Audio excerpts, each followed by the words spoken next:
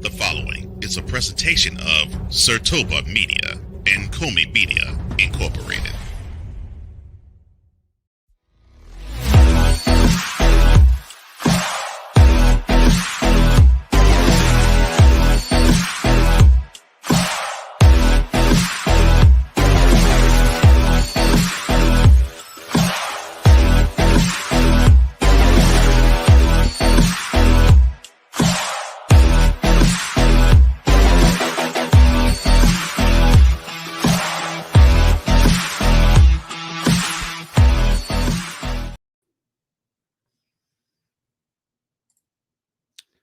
Welcome, everyone. We are back for Total Football Talk. Happy Labor Day holiday weekend extended, as we are here to discuss many things on today's special one-year anniversary edition of Total Football Talk.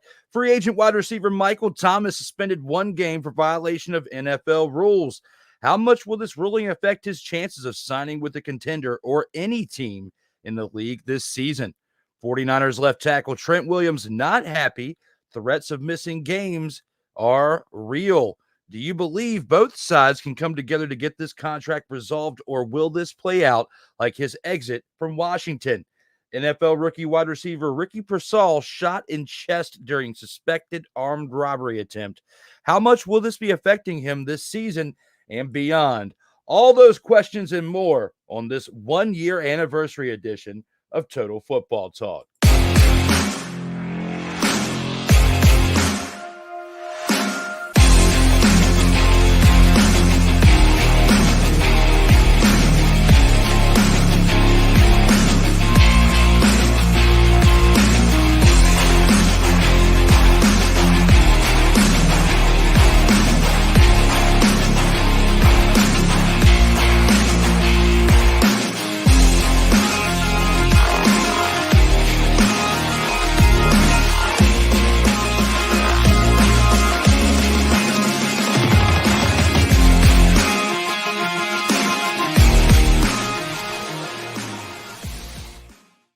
Welcome, one and all. It's that time again. We're back for Total Football Talk, episode 53, the one-year anniversary edition.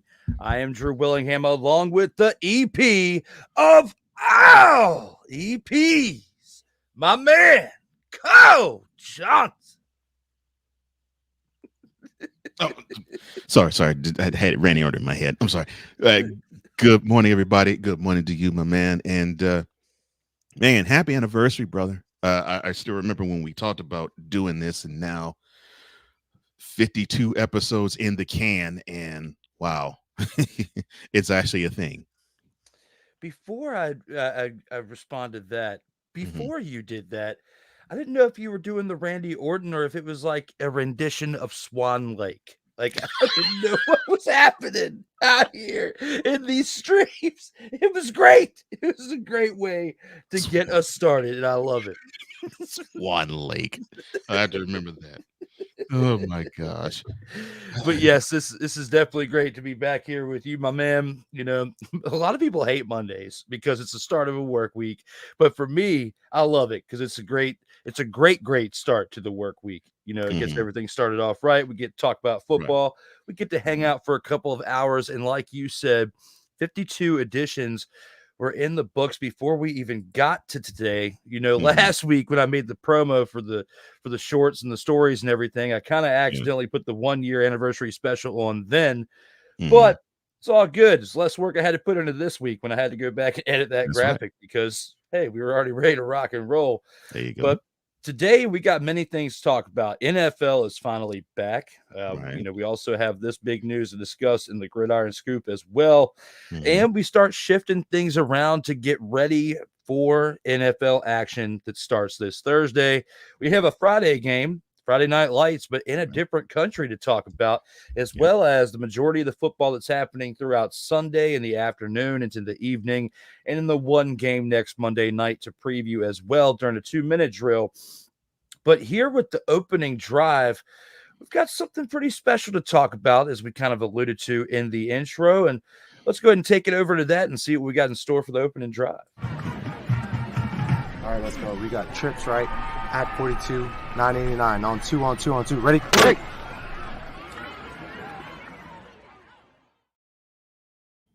And here with the opening drive, today, normally we would be talking about the recap from the previous week Mhm. in football. Starting this Friday, we have a spinoff show called Total Football Talk Extra, in which Ryan McCarthy will be coming in during this time to help us continue to cover CFL. Because throughout this summer, we've been talking about UFL in the spring into the summer, and then CFL, and that stuff has been keeping you and I busy throughout that time frame to where we can have 52 consecutive weeks of episodes coming into this show Right. today for episode 53. First of all, shout out to Ryan McCarthy. Thank Mhm. you, for doing what he did the past couple weeks and for his availability on Friday to keep this going. Thank you, sir. Appreciate it. Absolutely. And, with today, that's something that we could talk about along with other things when it comes to this opening drive because, I felt like doing something a little bit different for today because, Okay. we're transitioning away from spring and summer football Mhm. into NFL football. And with this being only a few days away from it starting, I figured we could acknowledge the 1 year run of TFT and talk about, the top moments that we look back on and say, if we were to have a top five, Oh, what would gosh. they be? And, Mm. you know, I know it's tough to get you to rattle off five off the top of your head, but Mhm. I'll at least say one. Okay. And, one of my favorite moments was the birth of Tyrone Alize McDummy.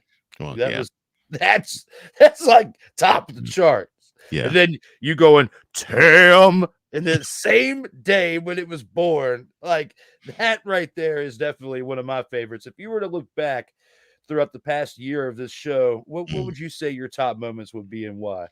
Let me see. Oh, well, definitely Tyrone Alize McDummy. Uh, the name itself is great. The fact that we have a shared dis disdain for Cowboys fans, not all, but the ridiculous ones. Uh, and we see it encapsulated with this guy, and then you give him a name that I did not expect, and it was not rehearsed. And you did talk about it beforehand with me. I was like, oh, on air, this is the name that he creates. I'm like, all right, cool. And then just in the flow, I was like, I just thought of Teddy's Jam by Guy, but I was like, oh, well, why not? I'll just slap it, Tam, and I'll be doggone. And within our circle, everybody was like, oh yeah, we got to hear that again. I'm like, Tyrone Ellen's able done. You got to hear it. You got to hear him. Really? Okay, fine. So definitely that's one of the top moments for sure. Heck, last week was a good one. When and I love you, Ryan. When Ryan said that rocks like the rock like strudel. Yeah. And I was like, no, Kurt Angle loves No, no, Strudel. And then you reiterated that yeah. and then threw extra layers on top of it. Yes. No. Rock loves the ladies that love strudel. That was a funny moment. Uh, It Let me. does say pie in his name, though. Yes. It does say pie. Uh, Stupid. yeah. Oh gosh. And yeah, and that was off of you stressing a person who's a namesake of mine. I'm like, great. In the CFL, Cole Speaker. I'm like, really? I'm like, all right. I'm just saying, it Um, still says pie in his name. and then another top moment would probably be the fact that we come up with Tam. And then in the UFL, there's a player that's named Alize Mack, and you had the nerve to put forth every single thing he did every single week. And I mean, it was like this dude barely plays. He may play 2 plays a game. And this is highlighted in the slate every week. I'm like, oh Lord. I'm like, why this Alize Mack? The fact the guy's name is Alize Mack is one thing. The fact you just simply had your way with him every single week the UFL played was even funnier than another. So yeah, I give you kudos for that. Riding the Alize wave. Let me see. I'm trying to think. What's another one that I can think of right off my top of my head? Um, The episode I did with Kyle, I did not I did not have any type of experience working with him until uh until there was the two of us, and I found that I was like sort of walked in the person that we walked in as two people that knew of each other, and then we walked out of that pretty good friends and colleagues, and we enjoyed the time that we spent.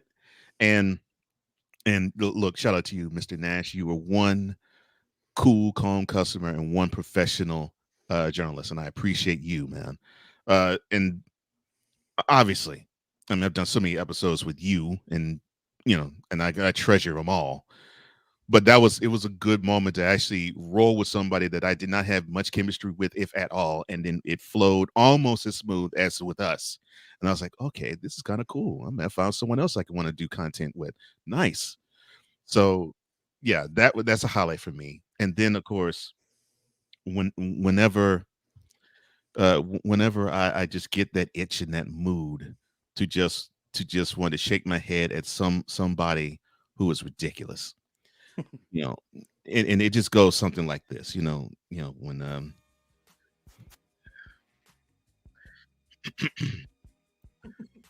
oh yeah, girl, I'll talking how we just enjoyed this 1 year anniversary. Yeah. Yeah, don't you lay a press on nail on me, girl. Set. Yeah. Give me a towel, girl. Towel. Yeah. It's just reminiscing with the boys, just talking about the anniversary that we had and how much I've been a part of it. When I go Clarence Carter on the network, just stroking. Stroking. Just stroking. Yeah, I just love it. I just love tea.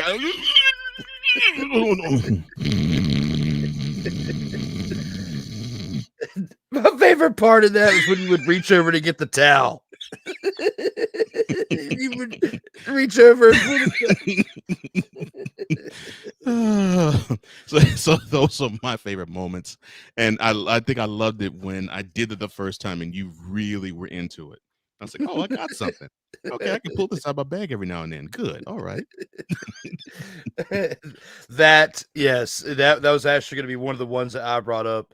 I would say you had a great set of your top five. Mm-hmm. Mine are pretty similar. Mm-hmm. Don't really differ so much. I would definitely say Tam, would be in there. It's hard to rank what number in numerical order with there, and I would just say they're definitely in the top. Yeah. I would say when I went into the explanation of the 3 Ps would be, Cam Sutton was definitely another good one. That was a great segment. Yeah. That along with the first time I said the Saskatchewan Rough Riders, and the look on your face then when that happened. So Tam, the 3 Ps, Saskatchewan Rough Riders. I can't really say the one with Kyle because that was like an unexpected curveball where I was sick that morning, and Kyle right. After hitting him up, that was when we were still doing it live. Were we doing it live at 8 o'clock in the morning, or was it 9? I can't remember. I think it was 9. I think it was 9. Yeah, I think it was 9. Yeah, it was 8 your time, 9 my time, and it was 9. Mm-hmm. It was like 5:30, maybe 6 in the morning when I got a hold of Kyle, and he said that he was available, and it was perfect. And I hit you up. I was like, Kyle's coming through. I'm sick, going back to bed, and it worked out great. Yeah, it did work great. Sorry you were sick, but yeah, it did work out great. I appreciate it, and even through. I would say probably another top moment is the fact that, through that time I was sick and through the time that you had to take a little hiatus to get some other things straight, outside of all this. Mm-hmm. I would say the fact that, through guests, like not just Kyle, because Kyle came through for me, right. Ryan, Ryan Cool McCain, awesome. Rob Johnson, those 4 individuals. Man, I wish I had a chance to work with Rob. Yeah. I mean, we could definitely make it work in time, But between those four individuals stepping up and stepping in during times where we needed them to come through to help us out, I mean, Yeah. that's the main reason why this show had 52 consecutive weeks, Oh yeah. through last week coming into the 1-year anniversary. So shout out to those four people who have been guests on this show to help keep this going, because I could have been on here talking by myself, but it wouldn't be as entertaining for not only the viewer, but for me, and for you, during the time that Kyle came through, because it's a lot easier to sit back and talk about something you're passionate about when you have those around you that are in the same mindset of you and talking the same thing. So Right. I would say for that would be, I guess we're on number 3. The next one I would say that I would have to bring up, and I was looking at this on my phone. Let me see. Let me get this back up. Would be the first introduction of dumpster pelicans. Would be that was it. That I hadn't really talked about dumpster pelicans that much prior to Total Football Talk. I might have dropped a dime or two on the In or Out Sports Debate, but the first time I ever dropped dumpster pelican, and you coming up with that graphic is as simple as it is, of just a landfill with a bunch of pelicans. And then you've got the floating dumpster that goes down the road that's on fire. Between those two, and then the next one I would have to say would be the first time you ever clicked the Beating the Dead Horse presentation. I was like, where'd that come from? That'd be another top moment of mine on this show. Oh man. Along with, wait, what is this other one? Because I'd marked a couple of them on there. Bunker Stayfield. That too. The birth of Bunker Stayfield, I would say, would be the early one. episodes. Yeah. And it was almost disappointing because Baker made a really good accounting of himself last year. And so unfortunately you had a chance to use it less. But yeah, that was a good nickname, and you prided yourself on having the opportunity to say it. I'm like, why? Bunker Stayfield, he's bunkering it up. I was like, why is he actually enjoying saying this? Well, kind of like when I lit up the Winnipeg Blue Bombers. That and Bunker Stayfield are very similar. Once I lit a fire in the room. Yeah. Around, Bunker Stayfield, when I lit him up, he started turning things around. So maybe the more I lighted fire into the rear end of these teams or individual players, it might actually start doing positive things, because the Blue Mobbers were not looking good at all. In the CFL, like horrible. No, and now we're talking about the fact that they could be 500. That's crazy. As horrible as their season started, they actually now or they actually now are in the playoffs is actually a thing for them. Kudos to them for the last month and a half of actually getting their chemistry together. But and I misspoke. I said it could be 500 as of this past weekend. Right. They are 500. They are. Yeah. They are now 6-6, tied with the BC Lions in the West Division. So we've had a lot that we've experienced and talked about in this past year. We've talked about terrible teams within 3 leagues of football, between the NFL, the CFL, the UFL. We discussed the debut season of when the UFL was, became what it was, being merged of the XFL and the USFL together to make the lazily named UFL that just took the S out. It's kind of like when WWF turned into WWE and they said get the F out. It's more like get the S out. S out. Therefore, in this case, they literally did just remove the S and kept the name as it was. So between our top 5, between talking about 3 top leagues in professional football, when it comes to the future, how often should the tribe expect to see Tam in this 2024 NFL season, Cole? Well, they'll be seeing it a few times, considering we have these types of fans that will creep up every time the season begins and all throughout the season. This has been yet another Beating a Dead Horse presentation. Now, all of you have witnessed the fans that says, "We them boys," and "We're America's team." And every time we get around now, or every time the Cowboys get eliminated from the playoffs, they always say, "We're going to Super Bowl next year, right? We're going to Super Bowl this year, right?" We hear all of that. So, yes, we'll be seeing Tam often. We'll be seeing him so often, we'll get creative with clicking the button. You guys want to hear a fucking story?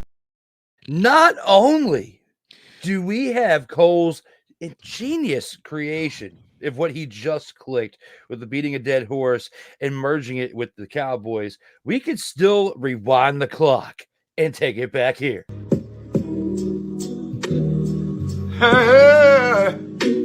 Delete! Delete! Delete! Delete! Delete! Delete! Followed by, I rest my case. I've rest my case. Oh my gosh. And yeah, an honorable mention to the top 5 things of the past year. Whenever you would come with something like that, I'm like, why? Last week I'm when you like, were like the so cocaine bad. infused Yes. breaking news. I'm like, oh my gosh. I'm like, why? Yeah. I Oh, was like, why? I was like, why does it have to be like like if it's a guy who's studying journalism, he's trying to be an anchor, but his fraternity ways just can't elude him, and on air he's that way. I was like, this is how Drew sounds when he does this every time he goes to the breaking news. Hilarious. And if we were going to throw another additional one in there too, I would say almost every time we would click this button, and especially when we gear up for the 2024 season, and hopefully get to mention the Cowboys suffering this a lot.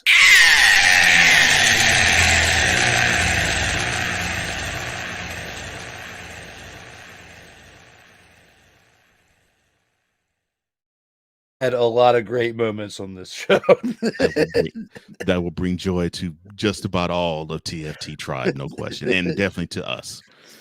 Speaking of the tribe, they've been dropping some dimes here in the comments. Sick Dicky saying good morning, good afternoon, good evening, and good night. Good afternoon, Sick. Yeah, good afternoon to you, Sick. It's dinner time. Almost, I guess almost evening. Yeah. Yeah, for them over there. What in the almond butter and cranberry jelly?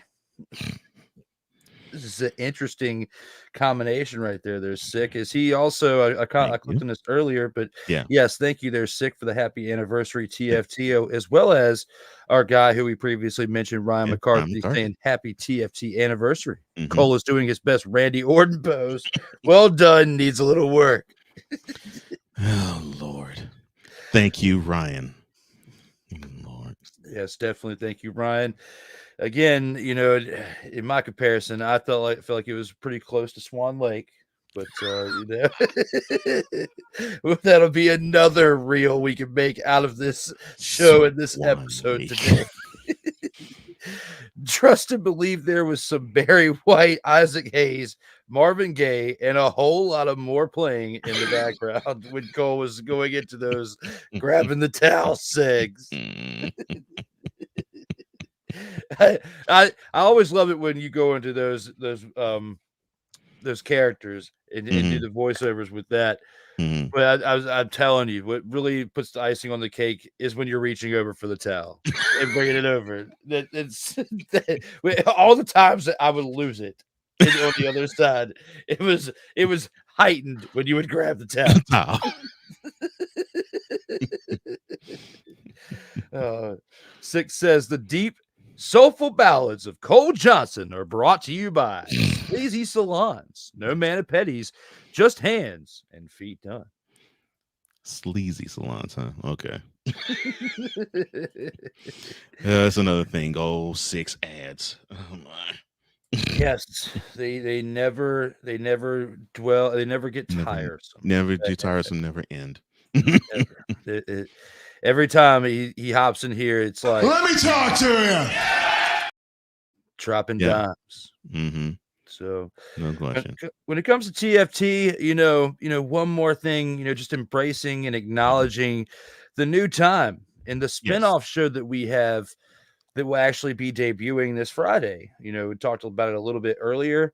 Mhm. Unfortunately, I didn't have enough time to get the graphic together or finish it. Just with you and I talked about it in the green room beforehand. Mhm. Your schedule was wild last week. Yeah. Mine's been wild for like several months. Yeah. For a minute. And just to be able to work together to adjust the times, over that time where you had some work things, I had some work things, scheduling different things where we had to work around, and we still each and every week pumped out an episode to make that happen, considering your schedule and mine and the loads on our plates is Mhm. really remarkable. Yeah. And that's what also makes this whole journey as special as it is. And today, kind of reverting back to a morning time, as when we first started, we had an early Yeah. morning time. Then we Mhm. went to then we went to a Afternoon. later morning time. Mhm. Then we went to an even later Later afternoon time. time. And now we are back to the morning time on Monday, where we Mhm.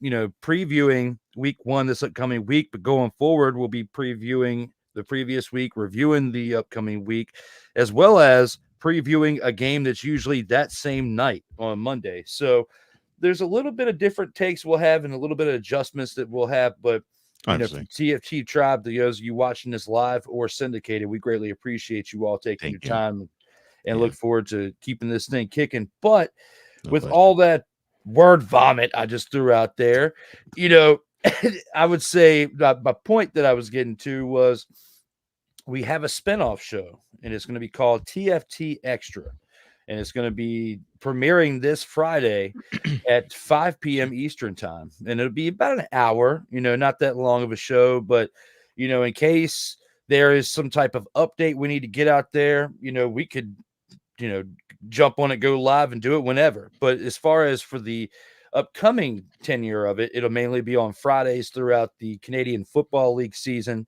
And, myself will be hosting it, primarily bringing in Ryan McCarthy on Fridays to talk CFL. If Cole can join us, that would be awesome. If he gets a chance to join us, sometimes the door is always open. But this is a way for us to continue to talk CFL, or if there's other breaking news or any additional type of news we can bring from the realm of football, but also allows Cole and I to get back to the roots of the show, where we're talking primarily NFL. And with there being 32 teams in the league, can you imagine how long this show would be if we were talking NFL and CFL in the same exact show? We'd be doing this for like 4 or 5 hours at a time. Yeah. Yeah. At least for the first 2 months, we had to actually touch on it. We had to touch on probably upwards of 20 games being played. Yeah. And combined the TFL and NFL. Yeah. Especially when we got the first month of the NFL season, all 16 teams are playing. There's no bias. Right. That's where the two leagues differ. Is week one into CFL, you got a team on a bye. Some team has a bye. Yeah. And the way they make up for it is you'll have teams in the latter part of the week. By the time October gets here, like the first or second week of October, you'll start having like 2 and 3 and 4 teams on buys, in the NFL. So it starts to balance out. But yeah, we'll have to get a little bit creative to keep it still at around 2 to 2.5 hour show during the times with the NFL ramping up, I would say. But thank you to the CFL, UFL for having enough content to keep us going. Thank you to the TFT Tribe, to all of you who have showed up, whether it's live or syndicated, each and every week and check this out. And for the dimes you've been dropping in the chat, along with our dedicated returning dedicated and returning, not guests but fans. Sorry, I'm still waking up. Like Sick Diggy, Ryan McCarthy, Mickey Delaney, those of you out there that come here consistently, each and every week, and also those of you from our brothers and broadcast team as well. Thank you who jump in and throw your 2 cents in as well each time you come and check this show out. Yeah. Totally. Thank you all. It is because of a lot of you that this platform exists. Obviously, the hands of both Drew's and mine are heavily into the product, but Yeah, if not for an audience, this platform would cease to exist. So we thank you. Exactly. Yeah, absolutely. Your DNA, as far as the fans, is just as much a part of this project as Cole's or myself. Thank That's you all right. very much, especially when we get to click this button and talk about Dumpster Pelicans. And we'll be able to talk about them and more here in a little bit once we get to the 2-minute drill. With all that being said, we've gone through the first rendition of the show, the first segment being the opening drive. We're going to take it to our first commercial break. And when we come back, we still have plenty more to go over with you. We'll see you here in just a couple minutes. All right, let's go. We got trips, right? At 42, 989 on 2. Ready? Hey!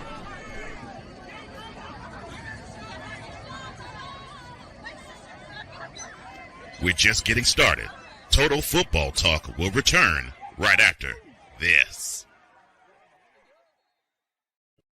Whether it's news, the largest egg producer finds bird flu in chickens at a Texas plant, weather, devastating tornadoes rip through the heart of the United States, inspiration, a breast cancer survivor completed the journey of chemotherapy and now begins a future one of matrimony, or sports. Michael Jordan is shown on a photo with Diddy. LeBron James has a video extolling the virtues of a Diddy party.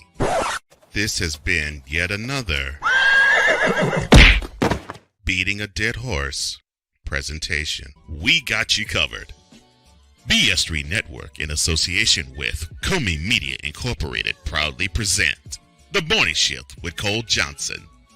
Live every weekday at 8 a.m. Eastern, 7 a.m. Central.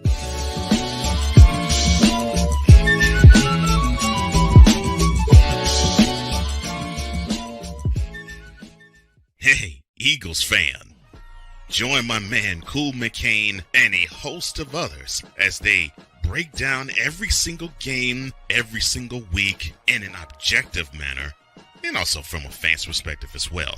Remember, this cast feels just like you. Nobody likes you. And you don't care. Fly, Eagles, fly.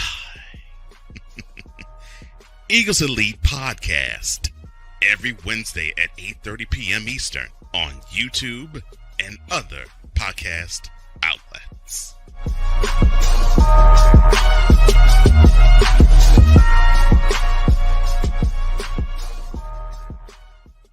Everything Boston. I love you, you morons. New Kids from the Block, New Edition. Dear whatever the law firm is. Sincerely, the U.S. Supreme Court. Ben Affleck, Matt Damon. Go yourself again, Jason.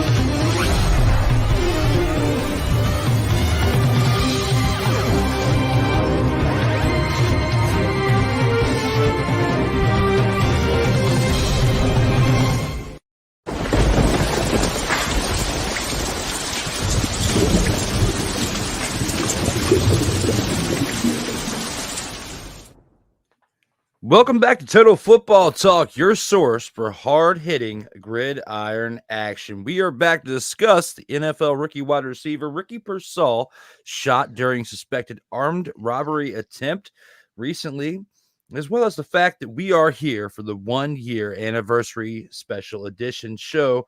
Today, myself and the man, myth, and the legend, Kyle Johnson, we are back today. And, just went through the opening drive.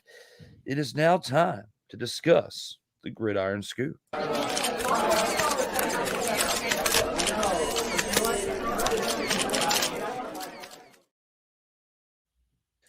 And here with the Gridiron Scoop, we have free agent wide receiver Michael Thomas suspended 1 game for violation of NFL rules. How much will this ruling affect his chances of signing with a contender or any team in the league this season? Not much. I don't think this will affect him all that much. what affects him more is the downturn of his career ever since he has had this injury that seems to have been a mainstay for the last couple of years.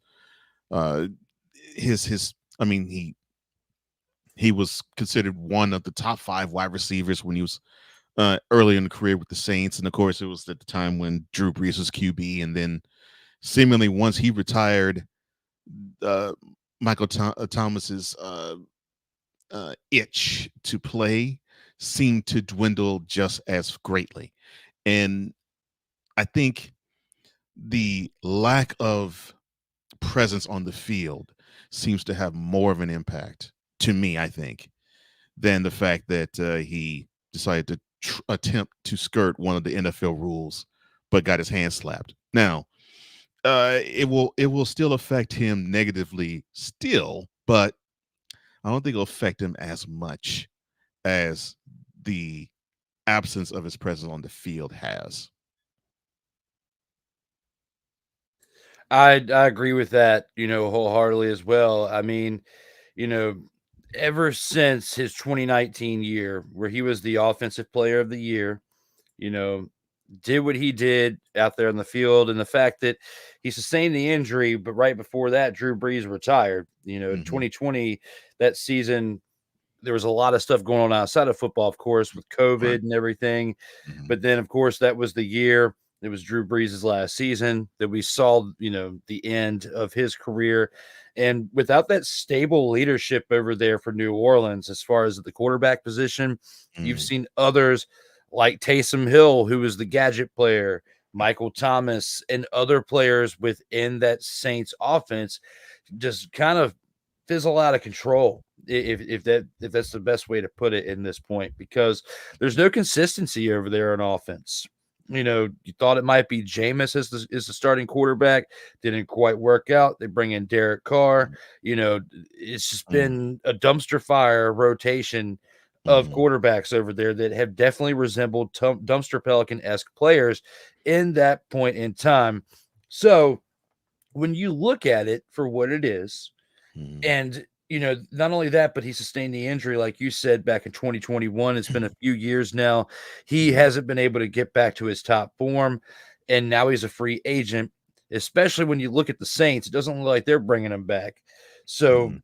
you know, I think that not only the one game suspension is going to affect him. I don't think that's going to be more so the case. I'm going to agree with you on the fact that the injury history over the past No. few years is going to be number one that affects him.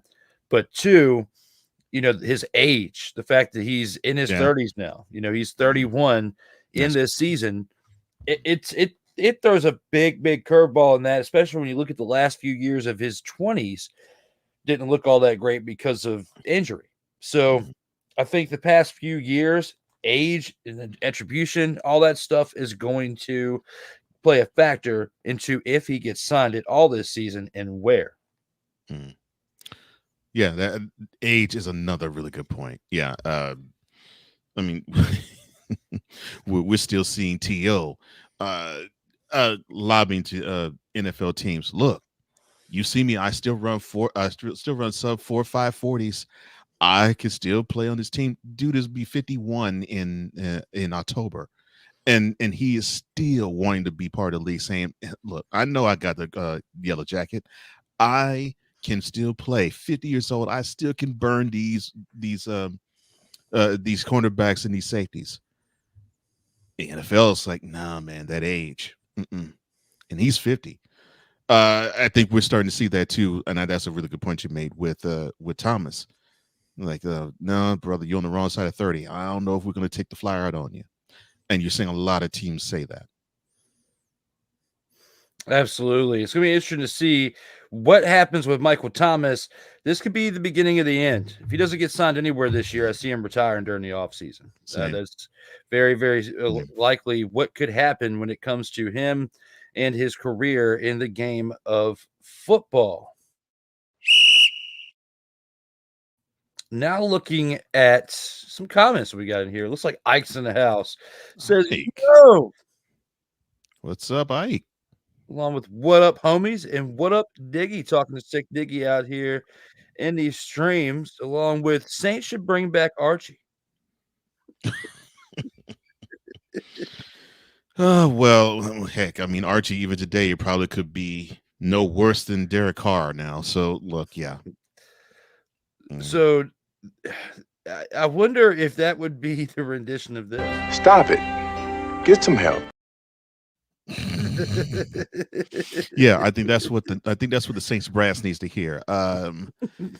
Get somebody who actually has some talented QB in, and not try to get a stopgap measure or a band-aid.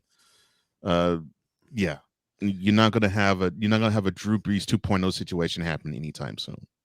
Yeah, and Ike, if they bring back Archie, he's like almost 70, if not 70 at this point, or no, in his 70s He's probably. probably in his 70s now. Yeah. Yeah, like one hit, he'd be dead. No, let's not bring back Archie. That would be a total Surprise, motherfucker. It absolutely would if that was the case and they brought back Archie Manning to be quarterback. Sick Diggy says, my advice to T.O., stay retired, transition into another aspect in the game, such as a receiving coach, fight the urge. Every player needs to plan ahead and consider their lives after the game. And the NFL it's funny you say that, Sick. I think the NFL is trying to coax players into, especially NFL, trying to coax their players into thinking that way, thinking of life after the sport in the midst of them playing. So that is some sound advice. And I think with T.O., I think what he misses is that rush. Unfortunately, I think I'm not saying that he isn't unintelligent, not saying that he is incapable of doing anything else. Not saying it on this, I'm not saying on that level whatsoever. I'm saying it from the level of he associates himself most as an athlete. And here he is 50 and he still wants to put on the pads and still wants to prove that he can run the curls and the slants and run across the middle and try to run goals. He still has that itch, and it's and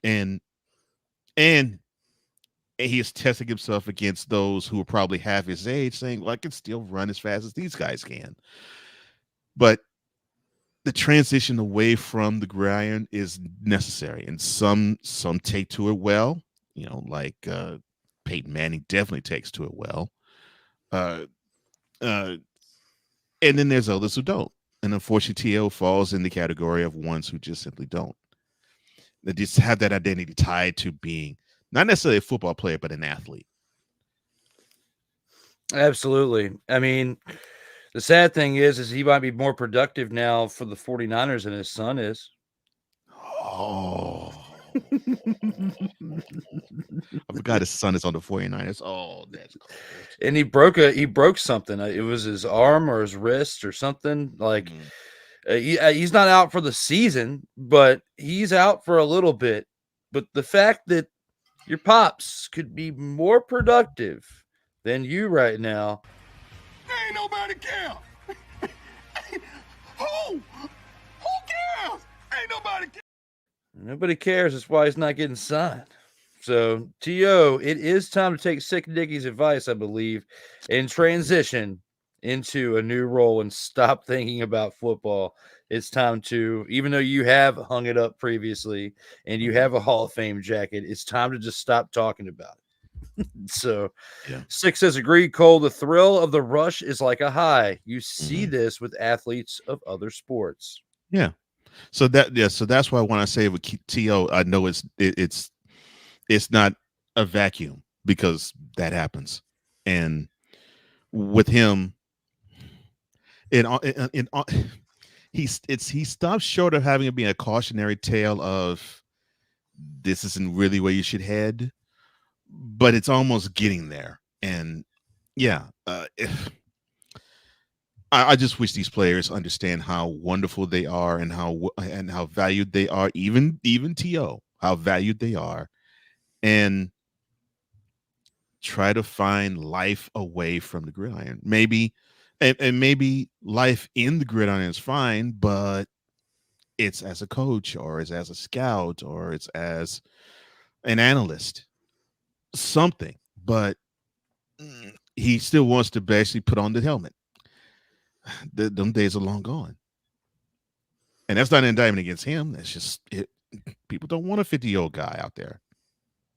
He's absolutely right. And, even he says, I've seen former soccer players make better transitions after retirement, such coaching, establishing an academy, media pundits, working in other aspects of football clubs' front office. Yeah. Yeah. Now, what probably maybe you've heard him is not saying that this is all his doing, but he may have burned a few bridges in media and with and with some franchises to where they won't think of him in that light. But it's hard to argue. He's one of the best wide receivers we have seen in this time in this era, and probably one of the best ever. I mean, the dude still thinks that he will still parade around with a hoodie that says "GOAT" on it. So he believes that. Absolutely. It's going to be interesting to see what happens with T.O., in the future. But as far as discussions of him playing football again, he definitely needs to let those subside when it comes to those discussions. 100. Now, when we get to the next topic here in the Gridiron Scoop, we've got another 49ers topic here when it comes to that. 49ers left tackle Trent Williams not happy. Threats of missing games are real. Do you believe both sides can come together to get this contract resolved, or will this play out like his exit from Washington? Yes, I think it will play out possibly for both. However, I think both sides are a little too stubborn right now to have it work out. Reason why I'm saying that is the hype on Trent Williams, unless I have missed seeing anything or anybody else, is that he right now at this moment is the best left tackle in the game. So you have that, but he's the fourth highest paid left tackle. Now, is he hurting for money? No, not really. But I think he wants to be compensated correctly, and I think the 49ers want to compensate him as much as they can, but of course they have an eye toward trying to re-sign Brock Purdy in the future and not sinking their organization in doing so, and not having this mass exodus of players, which that might still exist when it is time for Purdy to re-up. And then, of course, there is the matter you mentioned earlier with Michael Thomas. The same thing is true, even more so with Mr. Williams, and that's age. I mean, he's 36 now. So, there's more of the career behind him than in front of him. But I think if they can come with the right type of deal, with the right type of time along with it, I think both sides can be happy. I think Trent can understand that he is valued, but he knows that his time is almost over just playing in the league.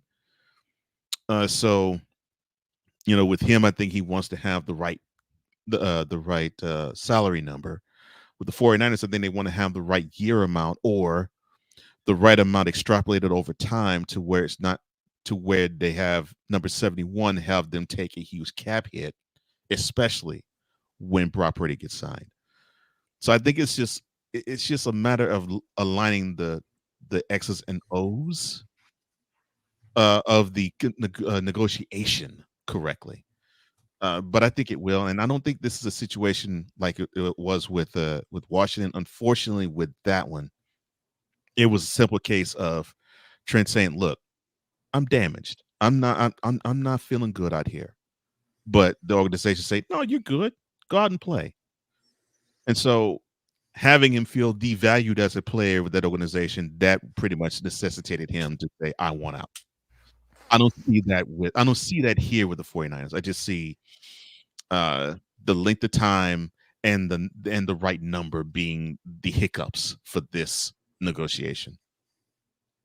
You're absolutely right. I mean, when it comes to the 49ers, the preseason drama that they have with Christian McCaffrey and the calf, dealing with that injury, Trent Williams and this holdout, and then Brandon Ayuk in the trade demands and where they're currently sitting with that, this with Trent Williams just adds another layer to the situation. I mean, it's just it it takes me back to that time in 2018 to 2019 when they were having the issues with Trent Williams in Washington over the contract dispute. It more so at that point, it was he wanted to be traded, not so much as a contract dispute. He wanted to be let go because of, like you had talked about, the medical staff over there in Washington. He had issues with them, had issues with management in itself, and ownership as well. So the trifecta of all that going on in Washington at that time, along with the fact he wanted to play for a new team, this time, overall, even though he's quote unquote not happy, he is, I believe, happy with the team overall, just not with what he's getting compensated with. So when you weigh those factors in there, when it comes to money, of course, it definitely can affect one's psyche when it comes to going to work and getting underpaid in that mindset, being undervalued in that aspect. So putting all that together, I can see why he's not happy. That's why I agree with you on the fact of it's not like Shades of Washington all over again. No. I do see them working out this deal and getting it done because you're already more than likely going to lose Ayuk, if not during this season, but at some point during this next offseason, because with the amount of drama that's been circling around that, unless he balls out this year and then gets paid by the 49ers at some point before the end of the year, which I don't believe they're going to do. If they haven't worked out a contract by now, they're still behind the scenes working out a trade because it doesn't make any sense to keep him after all the drama that circled around. Trent Williams is not in that same discussion. Will he hold out and potentially miss some games? I can see it happen. I can see it happen this upcoming Monday when they play the Jets. But if they play this upcoming Monday and they lose to the Jets and Aaron Rodgers, which we'll talk about more about the preview of that in the 2-minute drill here in a little bit. But if they lose to the Jets this Monday night at home, the pressure to sign him will be much, much greater. Yes, especially with this being a home game. So if the 49ers lose this upcoming Monday, I would not be surprised by Wednesday, Thursday at the latest, that we have news that Trent Williams has been re-signed and the holdout is over. So that's my prediction right now. If they go into this game Monday night, Trent Williams is still not re-signed, or they haven't figured out the whole contract dispute at that point. I wouldn't say re-signed because he's still under contract. But if the contract dispute isn't figured out by Monday and he doesn't play, my bet is if they lose, he will be back within the next 72 hours. Because they will not be able to deal with that going forward without him. Right. Slight addendum, and this might make it a little more difficult to re-sign Trent Williams. Ayuk and the 49ers, they agreed to a 4-year, $120 million contract extension. So they did. Yeah, they agreed to it. Yeah, a few days ago. So, oh wow, I missed that. Yeah. But my thing was, and I remember talking about this with Snowman. I said, I think they'll resign, but I think it's a case of Ayuk wanting Justin Jefferson money. Justin Jefferson is the richest wide receiver in the game right now. He has the best contract in the game for wide receivers. And so he wanted that Justin Jefferson money. He figured that, well, the 49ers, they'd probably be pinching pennies because he knows that they're trying to re-sign Brock Purdy down the line. So it's like, no, some team is going to want me. Some team's going to want me for that number. And the 49ers were strong enough to say, look, we got your number right here. Here's what you can sign for right now. Now, you can sign this here. You can test the waters out and see if someone else will sign you. And then and I said 3 months later, Ayuk comes back to the negotiate table. And he's basically like, dude, right here. Surprise, motherfucker. You can see John Lynch grinning. Welcome back to 49ers family, Brandon. Yeah. So yeah. he didn't get the number he wanted, but he got broken up a good amount of cheddar. Yeah, he deserves it for the contributions he's been given to the team over the past few years. And speaking of contributions, Darrell Owens in the house dropping dimes with Trent Williams is extremely valuable. Get him in there. Well, no question, Darrell. Both of us agree with you. To me, I think he is the linchpin to that running attack. But like I said, it's just a matter of the number, and I think what is not discussed as much, number definitely, but I think the length of contract, I think that is probably another hang up. And I probably think that might be a bigger hang up than the number. It's definitely going to be interesting to see how that pans out. I remember covering the previous, dispute that Trent Williams had with the team with Darrell back when he was with Washington and all that stuff with the medical staff several years ago. If there's anybody else that knows about this situation just as much, if not a little bit more in depth, it is our guy, Darrell Owens of the Legacy Maker Sports Network and Bowie TV. Good Let's seeing take you, it Darrell. into the next part of the Gridiron Scoop. And our last discussion here for the Gridiron Scoop is the fact of something that just happened here very, very recently. The NFL rookie wide receiver Ricky Pearsall shot in chest during suspected armed robbery attempt. How much will this be affecting him this season and beyond there, Cole? This can affect him mentally, both in this season and beyond. Physically, I don't think it will affect him as much. I mean, it might affect him some, but I doubt it will affect him a lot. I think if he can find his way to do the same functions on the field as he did before he got shot, unfortunately, I think the physical hurdle will be scaled quite easily. I think it'll be the mental and the emotional toll that something like this will take. I mean, this was a robbery attempt on him, so there is no telling how long it will be for him to grasp. All right, so this thing happened to me, but I'm past this moment. It could be now even. I mean, he could be fine and he is not affected at all. It could be a few years. It could be the rest of his career. It could be the rest of his life. Who knows? But what we do know is that he will be affected. How would that not affect anybody? I don't care who you are.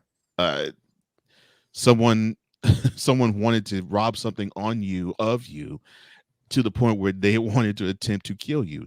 That is a mental hurdle that is hard to scale in a snap of a finger.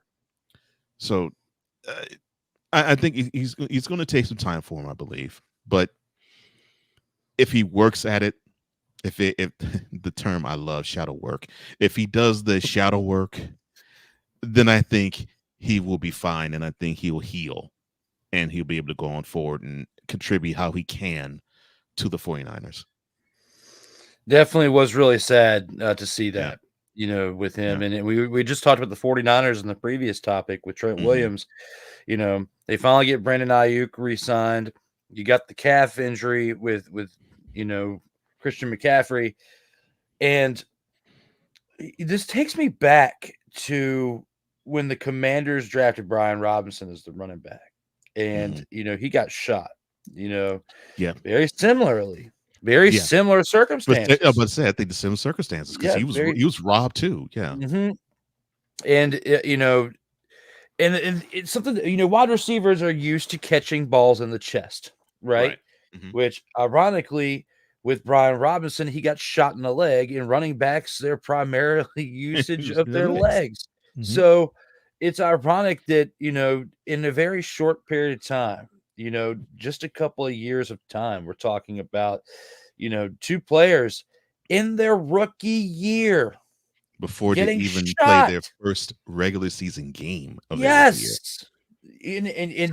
It's similar time frames too. Mm-hmm. During preseason, just after preseason, in this case, heading into week 1, he's definitely not going to suit up this weekend. I mean, he's definitely not going to be there. We're not going to see him next Monday night. We're not going to see him next Monday night. No. But, by mid-year, I could expect to see him by then. That's about right. Because it went through his chest, but it missed vital organs, which is definitely great news. But the bullet went through his chest and came out his back.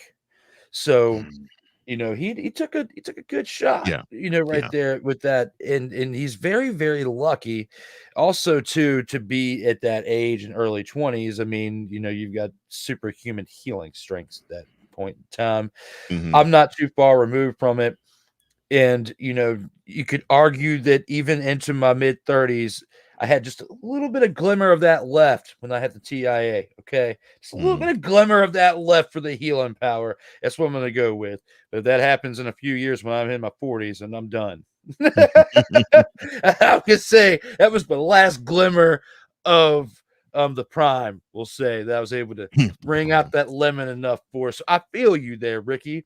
Except for you are in your early 20s, so Yeah. you definitely have a long way to go. But just as Legacy Maker Sports and Darrell Owens said here in this comment, prayers for Nah, Ricky. echo the same. Absolutely prayers for Ricky. Echo the same Because sentiments. Yes. just grateful that we didn't have to report that someone is gone today from Yeah. because the reports from that just came out yesterday. So when I'm throwing the stuff together and looking at that, I'm like, nobody wants to talk about this. It's not like it's news based on the gridiron itself, but this does affect how the outcome could be because it's another wide receiver option that they could have had next Monday night. Right. When you're talking about the fact that Brandon Ayuk hadn't really been around during training camp, preseason, or anything because of what was going on with him and the contract disputes, definitely was not in the building as much as he should have been. So there could be some rust the first few weeks. The T.O.'s son, who's supposed to be another wide receiver option, not there because he has a broken arm or broken hand or something. And then you have this. That's 3 wide receiver options that are affected within a very short period of time. This definitely does affect the team.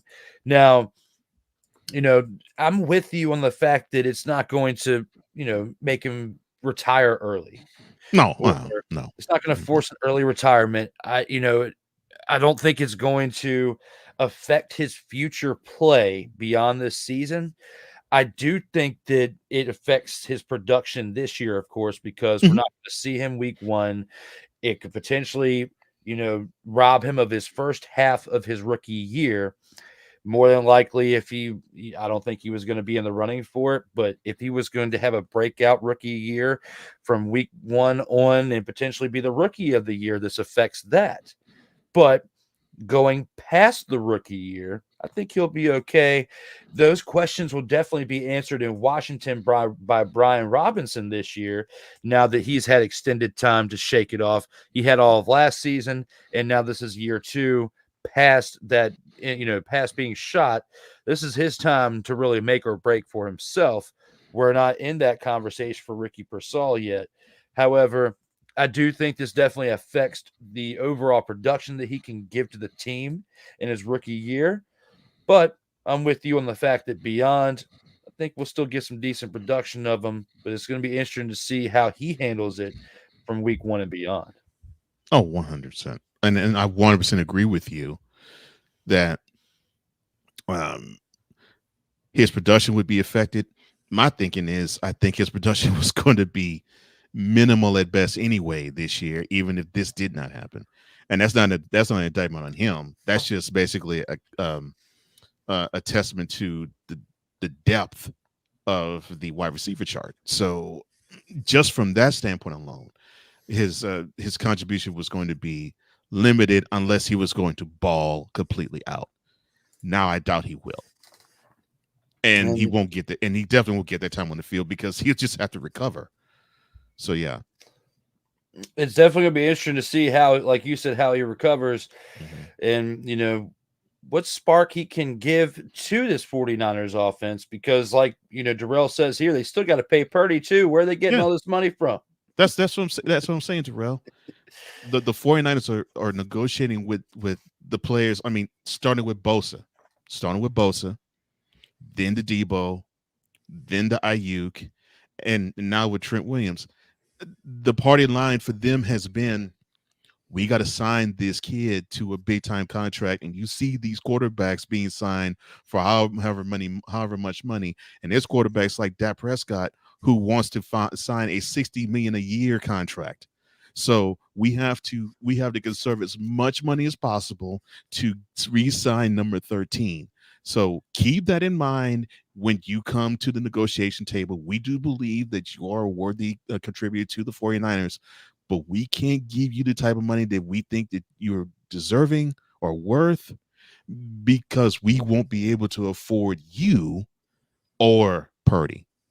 So, yeah, for the last couple of years, at least, the 49ers have negotiated with Purdy in mind for the long term.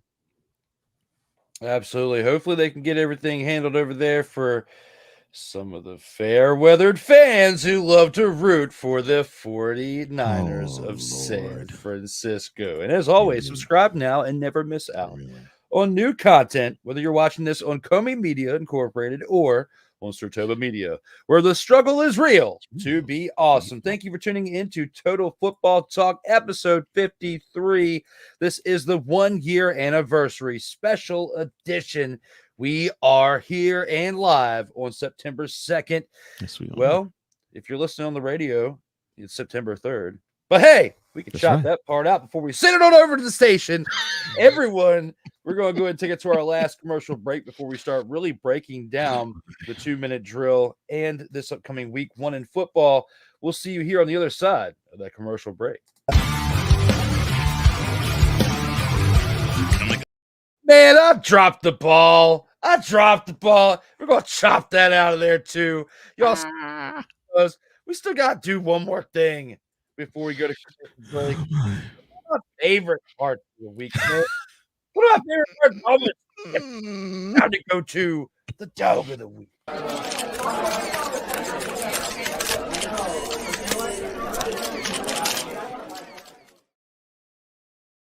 Total Football Talk.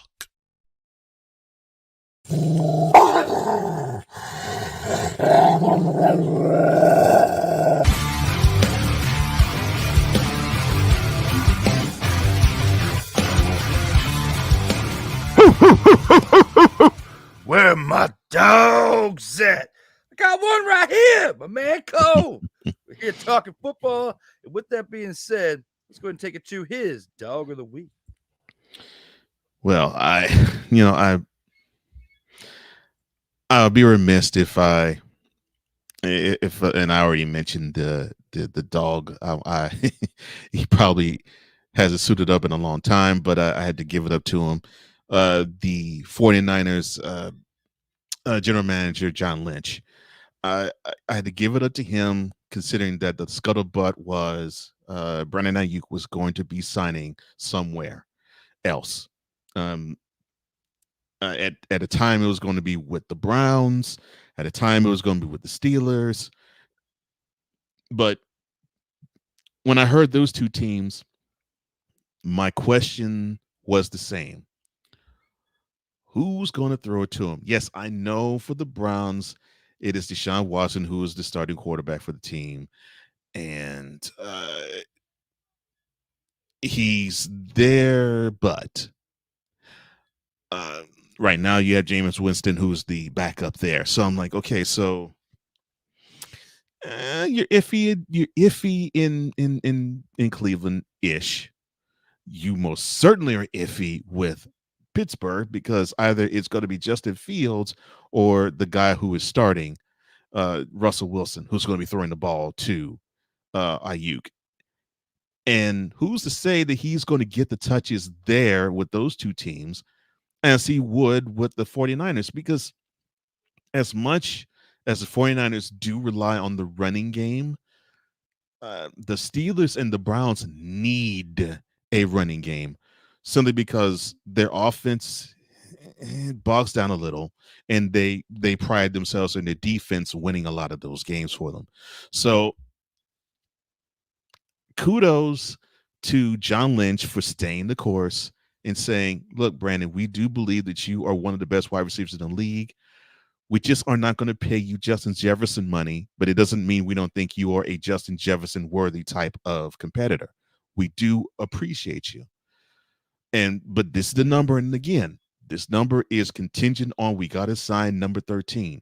We got to sign the guy who actually made you to be the prospect that is possible, one that other teams could take a flyer on.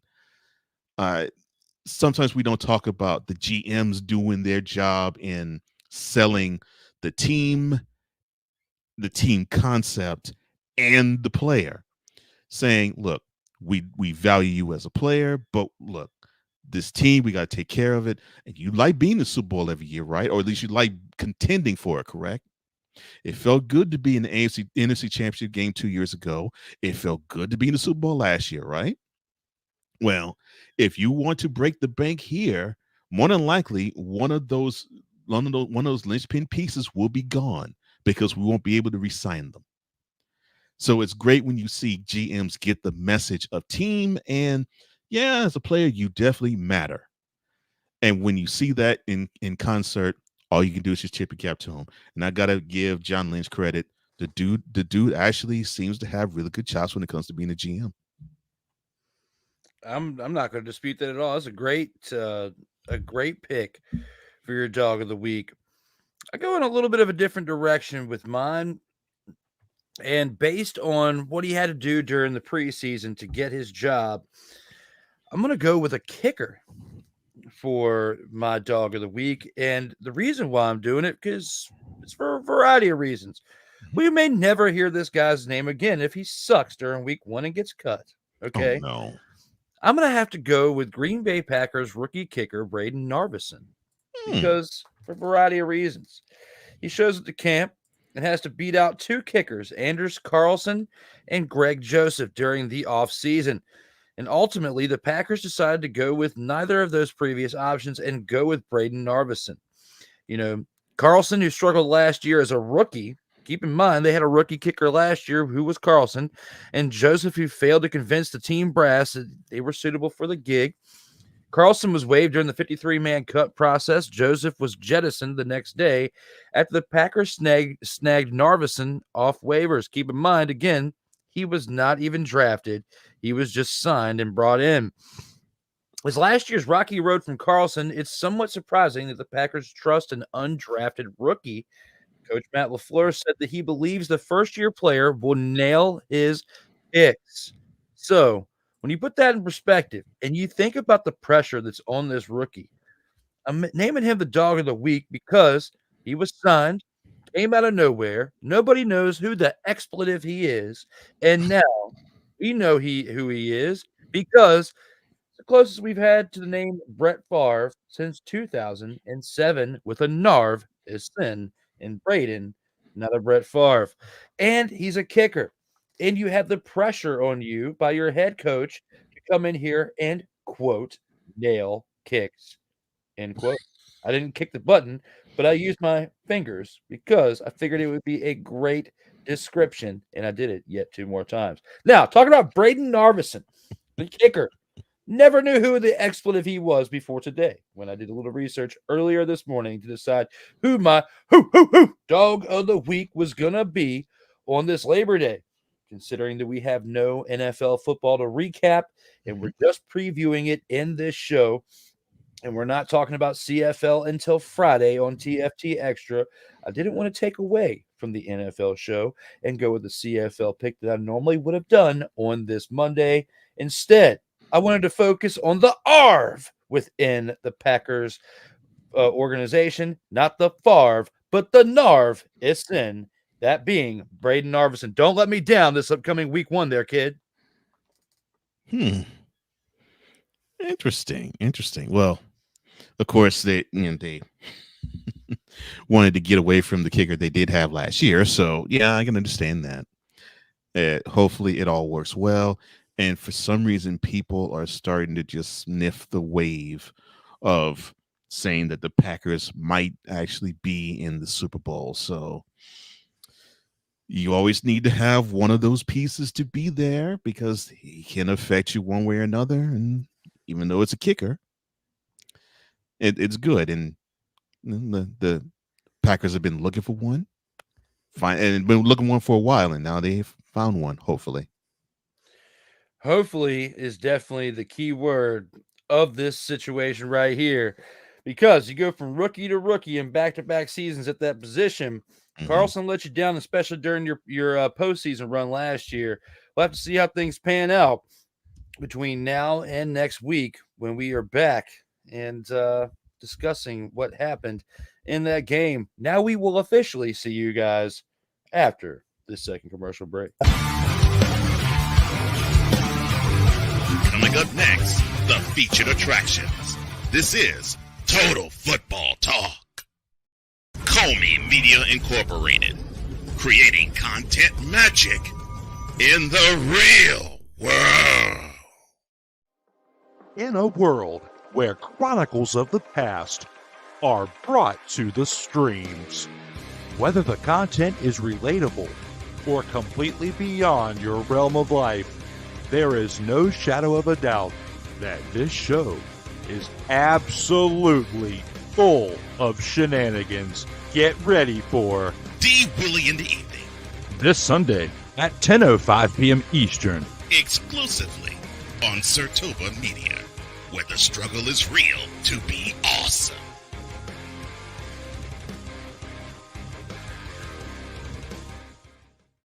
Hey, ladies and gentlemen.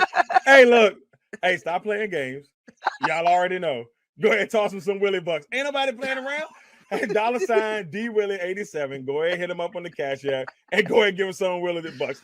Look at Drew looking stoic, ladies and gentlemen. Stoic on that $10 bill. So go ahead, slide my man over some Willie Bucks, and we good. That's all I'm saying. We good. How about some Willie Bucks? Sertoba Media, where the struggle is real to be awesome. Oh, yes. The tradition, the pageantry, the spectacle, the history, the slut. Wait. I gotta rep my brother's stuff right. All my DMV soldiers, stand up! And welcome to the Commander's Gridiron Report. You want your commanders to be repped right? Well, D. Willie is your man. Commander's Gridiron Report. Every Tuesday at 11:05 a.m. Eastern, 10:05 a.m. Central on the Sertoba Media YouTube channel. Music by J. Cool. Where my soldiers, right side, commanders. Where my soldiers, left side,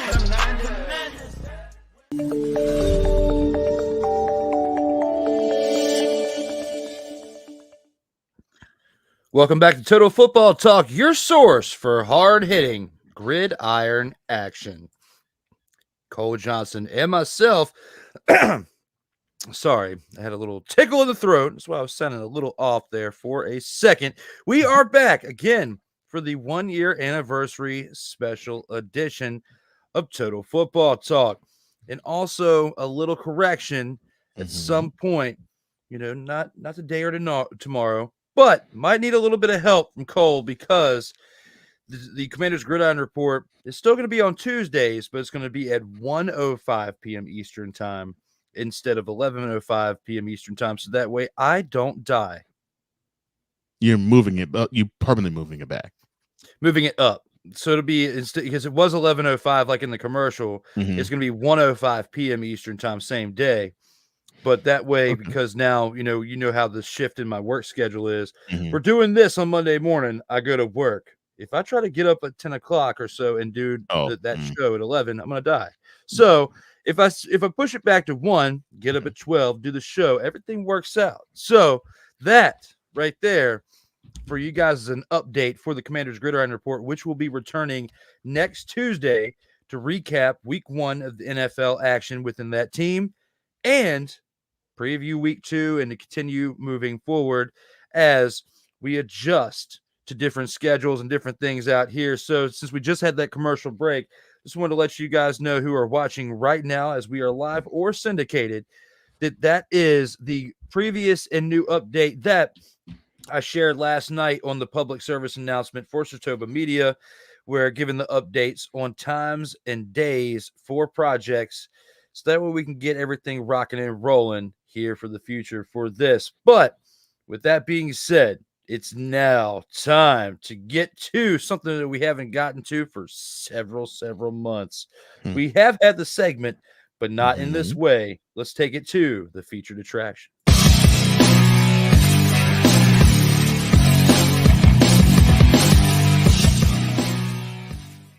And here for the featured attractions, we're going to talk NFL Week 1 preview. And first of all, we like to use this segment to discuss like the hyped up games for the week. And we have 3 really good choices for this week. Starting off with Thursday's 8:20 p.m. kickoff between the Baltimore Ravens, who are traveling to Kansas City to take on the reigning defending back-to-back Super Bowl champion Chiefs. When it comes to this game right here, Cole, what type of offense are we going to get from the Ravens based on the moves they made this offseason, the new additions, but also the returns of the players that they've had in previous years? Okay, I think what we're going to see the Ravens want to execute coming into Arrowhead. I think they want to establish the fact that they could be physical with Derrick Henry. I think they want to run east. They want to run north and south. They want to establish that early. I think they need to. I think they have the game plan to want to weaken that Chiefs front, the Chiefs defensive front, and then when you have the punishment take effect, then it's going to be a lot harder to get the athleticism that, of course, Lamar Jackson brings. And I really do believe that Lamar himself wants to actually prove that if you slide 8 in the box, he can beat you over the top. I really believe that's what he wants to do. He now has a healthy Mark Andrews, and you had Zay Flowers, who ended up becoming the #1 wide receiver for the team. And of course, they drafted as well. So I think that is what the game plan is. I think that's the offense that I think we're going to see if things work correctly for the Ravens. I think they want to establish hitting you in the mouth early, and then they want to beat you over the top. I like it. When you look back to the previous 5 matchups, the Chiefs are 4-1 in those previous matchups. Now you have Derrick Henry for the Ravens, who will help flip the script for Baltimore. And the Chiefs march to a possible 3-peat start in style if they win this game. Look back to last year. Kansas City lost the Week 1 Thursday night football opener after winning 4 consecutive games against the Ravens. And it was defined by dropped passes. When you look back on that Week 1 matchup that we reviewed last year in our second episode of this show, my opinion, this game is going to be cleaner. Kansas City continues to one up Baltimore in the fourth quarter. I would say the Chiefs win this game 27-24. It's going to be close. But I think that they win this game 27-24, and that's my prediction in this game. And even without Hollywood Brown in this game, and that's the question I was going to ask next is, can the Chiefs often succeed without Hollywood Brown when we look at it that way? And, and I'm going to say, yes, they can. Do you think that with this win for the Chiefs, starting it off in style, do you, in my opinion at least, do you think that this is more so on the backs of the offense and the weapons that they've brought in this offseason, bringing back Juju, drafting Xavier Worthy, or is this going to be on the back of the defense? Is Chris Jones going to anchor this defense and help them get this win? I personally think that we will need to see a play from Chris Jones to get them the W. I do agree there. However, I think this is about the offense of the Chiefs, because the scuttlebutt last year before we got into the playoffs was, oh, wow, this is not the Chiefs that was there when Tyreek Hill was the guy taking tops off defenses. Okay, so I think we have found Patrick Mahomes' kryptonite. Have him try to matriculate down the field. Thank you, late Hank Scram, for that word. We feel as though we can just nip, and we can make it and could force a turnover. And when that happens, you're right. You probably can force a turnover. But when you have a Patrick Mahomes who he doesn't really make that many mistakes, you're still going to run into issues, because he still can find a way to make that one play to hurt you. Instead of the long bomb for touchdowns, now it's the back-breaking third downs. And so, yes, the Chiefs most certainly offensively can succeed without Hollywood Brown. I think it'll be more along the lines of Hollywood who? Like they'll be saying about Rashee Rice. Yes. Yes, absolutely. I'm with you on that too. And I kind of got a little too excited because it has been a while since we've been able to do this as the I said 27-24 Chiefs. Who you going with? I think the Chiefs will win it. And I think they'll win it. Although I say the Ravens need to win this more. I don't think the Ravens have enough to beat the Chiefs yet. I want to say they do. I don't feel it. And all the Chiefs need to do is just, I hate to say it like this, just simply do the exact same thing they did 7.5 months ago on Thursday. Just not turn the ball over, get key third downs, get the ball out of Lamar Jackson's hands. And when you get it in his hands, make him think. Whether it's in the pocket or out the pocket, make him think. And if they can get Jackson in the mode to where he thinks a little too much, that is in the Chiefs' favor. I'm with you on that. If the Ravens win this game, it will be because Derrick Henry turned back the clock and Lamar Jackson didn't really attempt to run the ball, because that's what we had seen way too much in the past, where Lamar Jackson was the leading rusher each and every week, which is why they kind of had to go after a big name running back to kind of lighten that load. Because you and I were talking about it all last year. Yep. And even when we were covering UFL and CFL, when you have a quarterback that is your primary rusher, it'll only get you by for so long to where you eventually get exposed into a bad hit that you're sidelined for a while with an injury, or they figure it out and they find ways to defend it better. And it makes you to where you have to drop back and pass more. And then you're going to probably more than likely have more turnovers because you're passing the ball more than you want to, because you're not mixing it up with the run enough. Because it all starts with the run. A well-balanced offense, you have to establish the run. And even though Lamar Jackson has proven in his career, especially the fact that he's an MVP, NFL MVP of a regular season. Yeah. With that being said, he can run. But as you get older, he starts to wear on you. And if you want to have a good, lengthy career in this league, you've got to learn to be more of a quarterback rather than a hybrid style player like he has been. That's been successful for him, but you're eventually going to either A, wear yourself out, or B, you're going to, sustain injury. And that's going to be just as bad, if not more detrimental than option A. So I'm going with you, and my pick is the Chiefs. I'm saying 27-24, and it's going to be a little bit of a cleaner contest, and they have more options to work with within that offense now, minus Hollywood Brown, who's out this week, hopefully back next week after an extended break. Since they have a game this Thursday, they'll have a little bit more of a break before they play again in the Sunday game of week 2. And here's the stat to me that's the kicker in the AFC Championship game. Lamar Jackson that game ran the ball 8 times. You know how many times the other running backs touched the ball? 8. You cannot have your quarterback touch the ball in terms of running that many more times than any of your running backs.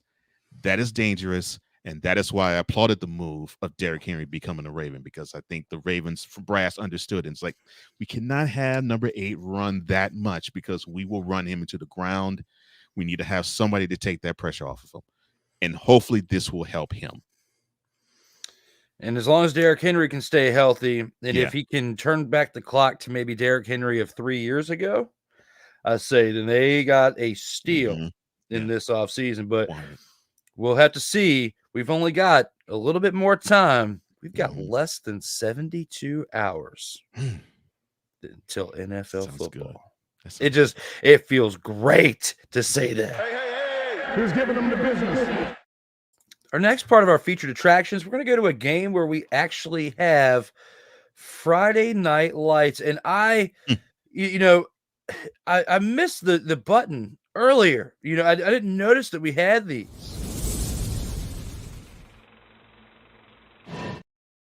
It's primarily for CFL. Actually, I have one specifically for this game.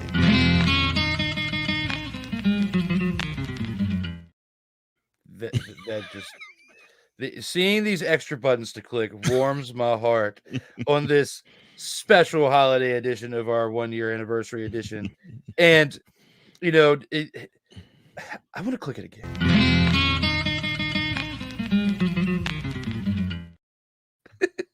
I'm sorry. Those of you out there listening or watching, it was just that was just a special moment because now we have extra buttons to click. Now, right here for this game, for the featured attractions when it comes to this Friday game, it's 8:15 p.m. on Friday night.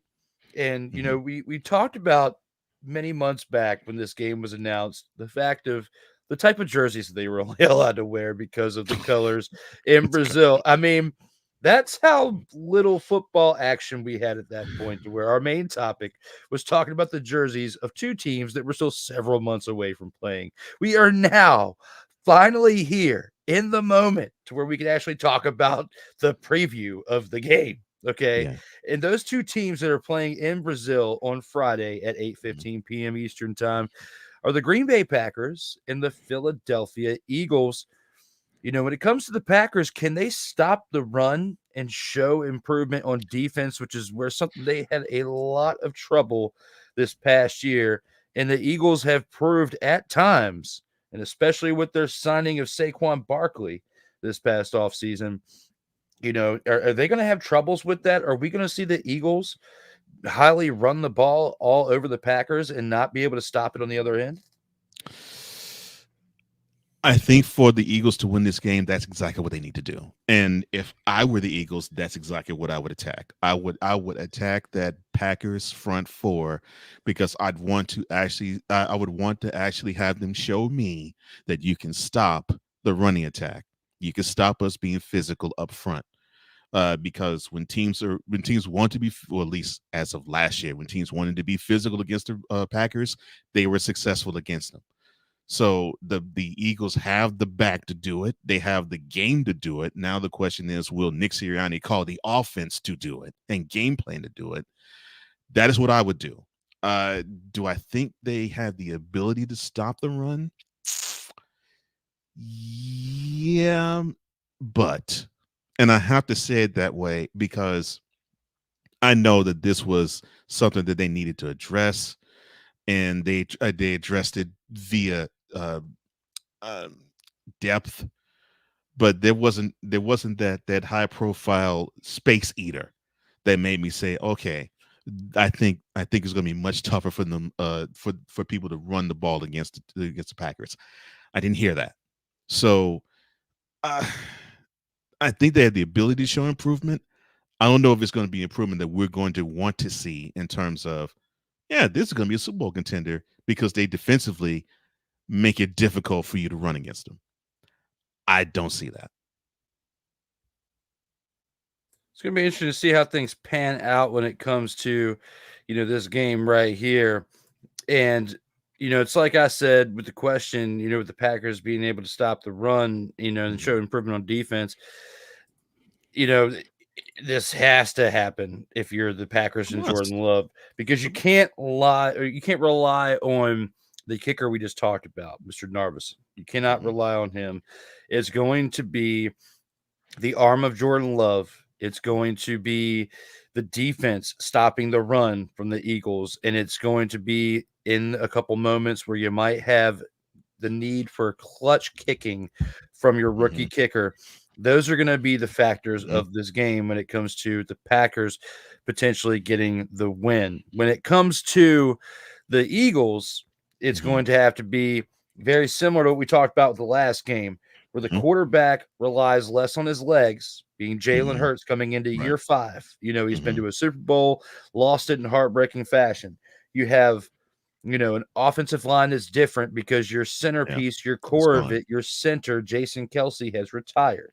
Even though, had he known they were bringing in Saquon Barkley, we would have had a treat of one more year with Kelce. But, he has said that since he's retired. Had he known, that they were bringing in Saquon Barkley, he would have stayed for one more year. But with that being said, that is now water under the bridge, as he is not coming back. But you did upgrade your running game, which is what you needed help with. The Ravens, in my opinion, needed it that move with Henry was more detrimental than breaking in Barkley, as far as they really, really, really have needed a running back for quite some time. You're The going Eagles very have well. been able to get by because of the fact of one, Hurts is younger, and they had younger running backs like Right. Miles Sanders and Mhm. stuff Yeah. around them. They had options. The Yeah. Ravens literally had nobody because it was all, Lamar Jackson, and then they got Derrick Henry. Now with the Eagles, it's a lot more well balanced, and it's a lot more well balanced early on. And you have players at younger ages at these positions than in the previous match that we had talked about. So looking at this right here, Mhm.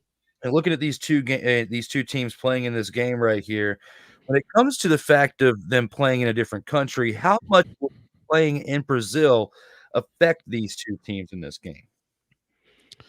It'll affect them some.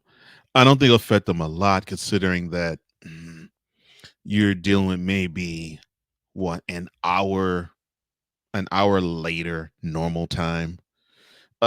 So I don't think it would affect them all that much. Um, or Sao Paulo might be even the Eastern time zone. I got to check that. Either it's going to be Eastern or Atlantic, but so to me, I think the time zone difference won't be a problem. It'll just be if they can adjust to um a different country The atmosphere. and the atmosphere around, because I don't think Sao Paulo is high up in altitude. I don't think so.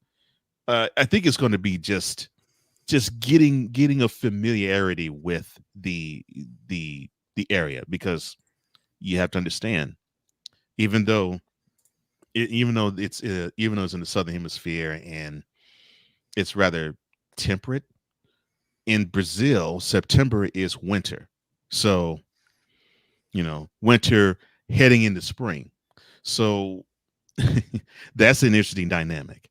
Now, I don't think it's going to be cold in Sao Paulo, but it will not be intense and hot like they've been accustomed to playing here last month and early this month and practicing.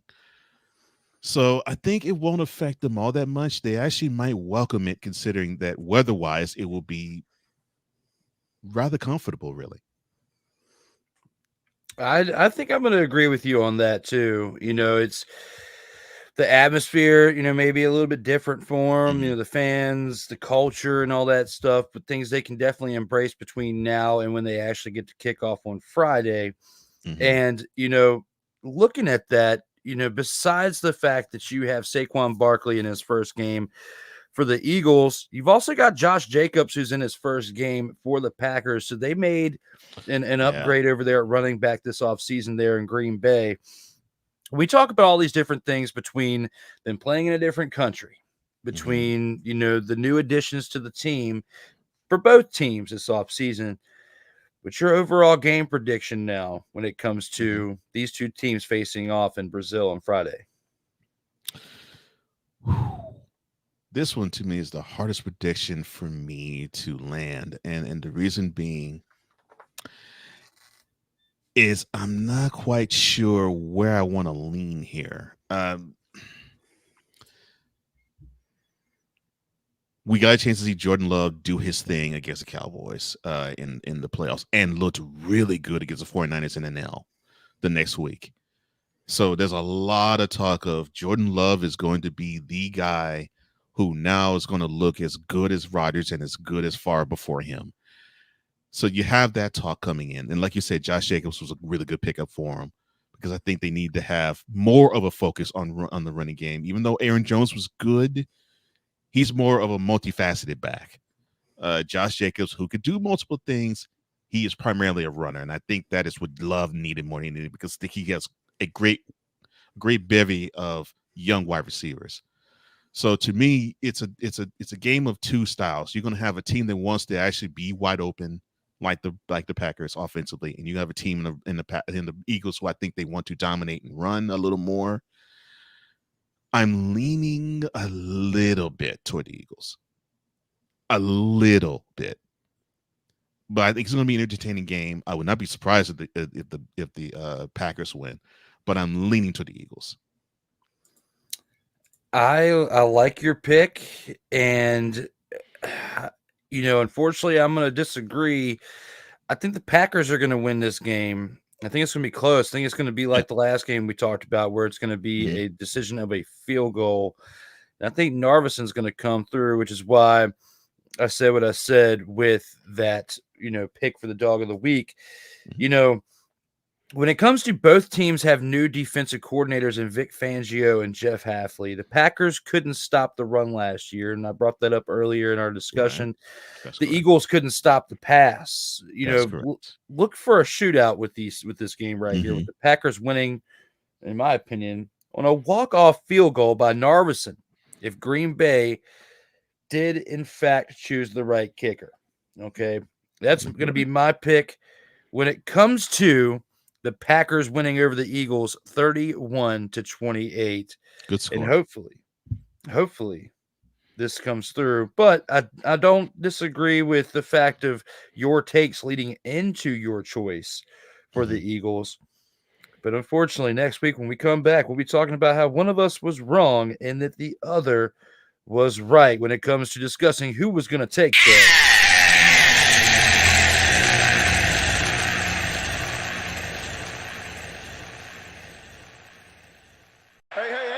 Who's giving them the business? All right, so now moving on to our last game in the featured attractions. With this right here, I figured because this is two teams that made some drastic overhauls at the quarterback position this offseason, and both teams have had a lot of drama surrounding that position this offseason. I figured this would be something good to look at, and the fact that you have Arthur Smith, who was the head coach of the Falcons, now as the offensive coordinator for the Steelers. So putting all that in perspective, I just felt like that was necessary pick for the featured attractions this week. And with that being said, we talk about this game and the fact that it is a Sunday game. It's a great button to click right there. Cole absolutely crushed it with these transitions for our update this week. And with that being said, we have the Pittsburgh Steelers traveling to Atlanta to take on the Falcons this Sunday at 1 o'clock p.m. Eastern Time. Will Arthur Smith's offense hold up against his former team's defense?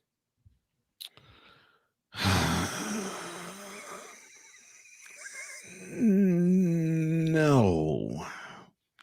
Look, I want to really feel as though the Steelers got the memo and that the defense is their bread and butter, and they need to have a solid running game to execute that.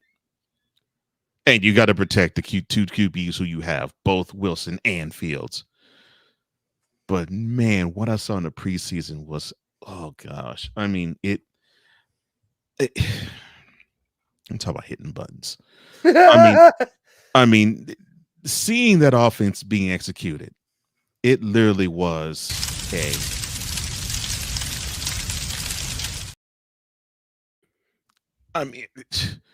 with Wilson not really feeling the urgency of executing plays, and Fields not even having the center, the quarterback has changed down multiple times. And both looked out of sorts, no matter who was under center, no matter if it was the first or second team that was on for the Steelers, and they still seemingly have issues in terms of continuity on the on the offensive line front. So all of that makes me say, I don't know if this offense can hold up against the Falcons defense. And oh, by the way, the defense that that of the team you left, they got an upgrade with Matthew Judon as their pass rusher. So, no, I don't think so.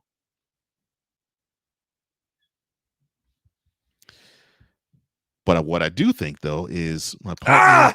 Okay, my bad. Did it again. I mean, I did good. We went about a little over an hour and a half without that happening today. So, a little pat on the back for that, but it still did happen. All right. Now, I agree wholeheartedly with you on this. Artie, without the stash, is still not going to be able to do anything great for the Falcons except for hand them a dub. this week. That's what he's going to do. He's going to hand them a dub. It's going to be the nicest thing he did for that franchise since the day he was fired. Okay. So when it comes to Artie, mustacheless and all, he is going to be part of leading an offense into what's the man's name? He was in Denver. Now he's the offensive coordinator of the Jets. I'm drawing a blank right now. I can see his face. I see his stupid look on his face, but I can't remember his name. Nathaniel Hackett. Yeah, Nathaniel Hackett. I was like, starts with the N. He's going to draw up Nathaniel Hackett-like plays for this offense with a stupid look on his face, and they're going to get destroyed. That's what's going to happen Sunday afternoon by the Falcons. Regardless, if Cousins plays the whole game and Penix comes in for a few, or however they do it, or if Falcons just let Cousins play the whole game and light up the Steelers. It's hard to say that because the Steelers defense might be the only thing keeping them in the game. It might be a close game because of the fact they have a good defense and the Falcons have a bad offense. But looking at this, before we go into our overall game prediction, with both teams having new quarterbacks under center, who will prevail, and will a backup play? Wow, that's a really good question.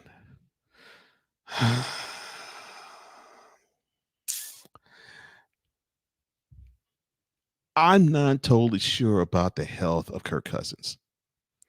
I want to be assured that he actually is good. I mean, the dude is coming back from a debilitating injury. So, similar to actually that of Aaron Rodgers. So, we'll probably revisit the same question with Aaron Rodgers as we are with Kirk Cousins. That is, to me, the biggest question mark, bigger than Wilson and Fields. I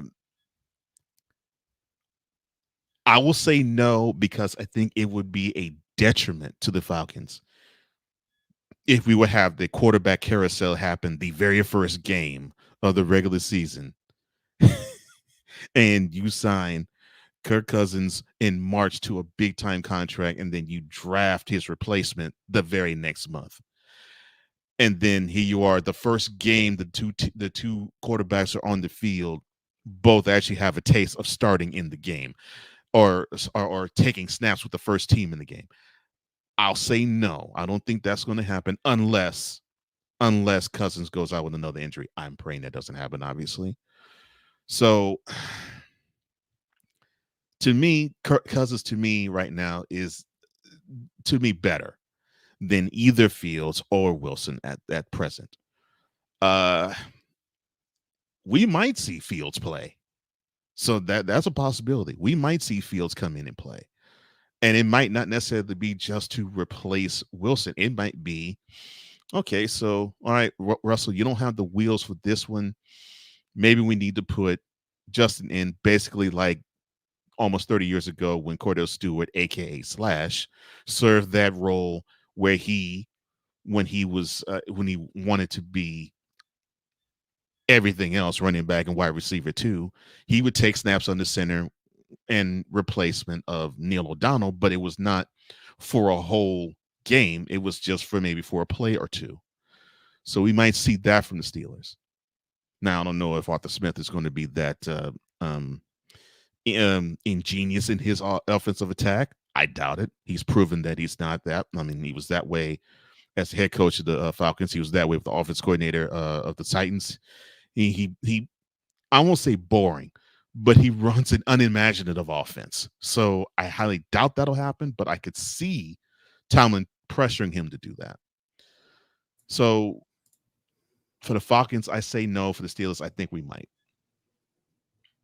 A very, very good description, especially when it comes to the Kirk Cousins situation. I'm definitely on board with that because we really haven't seen it. We haven't seen him at all because, I mean, of course, they're not going to throw him out there during preseason. They've allowed him to heal up and get ready to rock and roll for this game one. With two teams with quarterback drama in the offseason facing off, Mike Tomlin chose Russell Wilson, but it's possible that both Wilson and Fields play on the road in this game, which is why I put who will the backups play in this question. You know, Atlanta will go with Kirk Cousins with the first-round pick, Michael Penix Jr. watching. You know, Atlanta was 5-3 at home last year with their record, and the Steelers were 5-4 on the road. So it's similar records. You know, it's a true coin flip in this game, and we're going to, between the two of us, we're going to trust the Steelers made the right decision with starting Russell Wilson. Okay. Agreed. The Falcons, it was a no-brainer. You're of course going to start Kirk Cousins because of the money you threw in this offseason. And you got to see if you're going to get dividends for that or not. Right. So the fact that when it comes to the Steelers, I feel like we have more of a chance to see Justin Fields play in this game as a backup than Michael Penix Jr., unless with what you were saying with Kirk Cousins, he's just not quite ready to be under center yet. But, based on the fact that this happened at least around mid-year last year when he was with Minnesota, correct. We saw how Aaron Rodgers came back, and he's a little bit older, and Aaron Rodgers was in communication with Kirk Cousins with the type of therapy that he was going through in order to come back. If Aaron Rodgers could come back as fast as he did and still had the potential to play, but the Jets were, mathematically eliminated at that point around Christmas, and there's no point in him playing. If he could come back and be, in the eyes of the media and with what he was saying, ready to play, I feel like Kirk Cousins will be able to play, and we have more of a chance to see Justin Fields play on Sunday for the Steelers as a backup quarterback than Michael Penix Jr.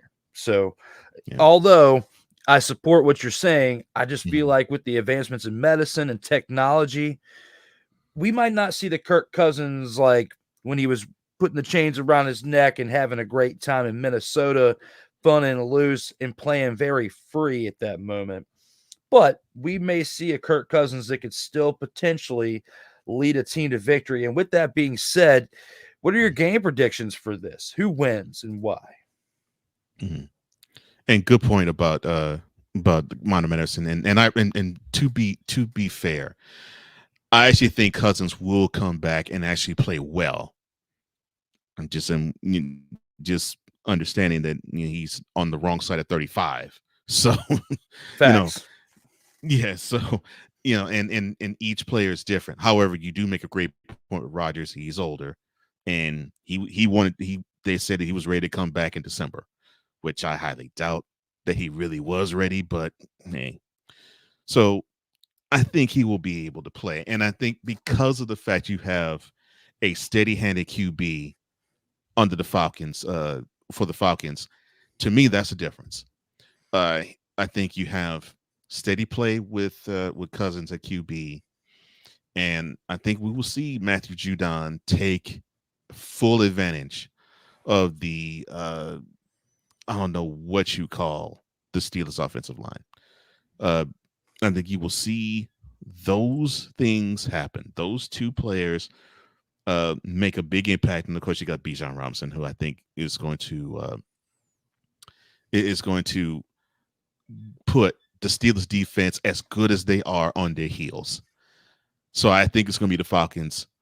I don't think it's going to be a close game, but I don't think it's going to be a rout either. But I do see the Falcons winning it. I really want to support what you're saying when it comes to the game result. And I could be wrong unless they turn it up. But for some reason, I could be wrong unless they go backwards.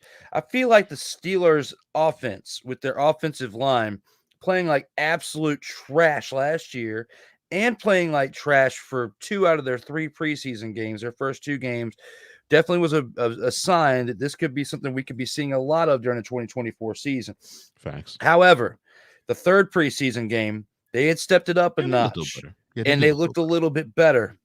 And I feel like against an Atlanta Falcons defense that is not anywhere close to as good as with the weapons that they have on offense, I feel like the Atlanta Falcons defense is going to get exposed a little bit.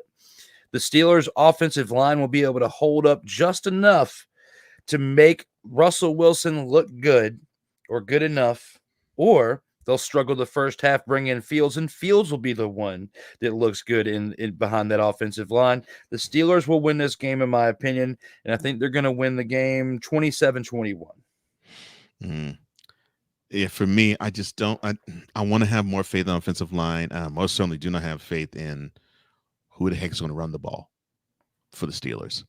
Well, Is it? Najee Harris. I was going to say if it's going to be Harris, it's going to be a limping Warren. Is it going to be somebody else? And then your number one wide receiver is George Pickens, who doesn't have the most stable of heads. So, I mean, it's just too many question marks on offense for me with the Steelers that make me say I pick them. Not saying that I disagree with why you chose the Steelers, because I understand the Falcons defense, other than Judon, they're not the best of shakes. But their secondary is coming around, and they have a couple of pieces here and there, I think, that can elevate their play. But do I think they're world beaters? No, they're not. I just have more faith in Cousins. That's just me. It'd be interesting to see how it pans out. It really will. And especially how we got a featured attractions first of the NFL season, and you and I disagreed on 2 of the 3 games. So it's going to be interesting to see how things pan out for this, as we have Playmaker in the house saying, hello, fellas. Happy Labor Day. Hey, what's up, Playmaker? It's good to see you, man. Glad you're able to make it there, Playmaker. And he also throws a little shade on Cole Johnson. A dumpster on fire, floating on water. That damn Cole Johnson did it again. I saw that. I was like, I got to get that one. That's just too good. That's too good to pass up.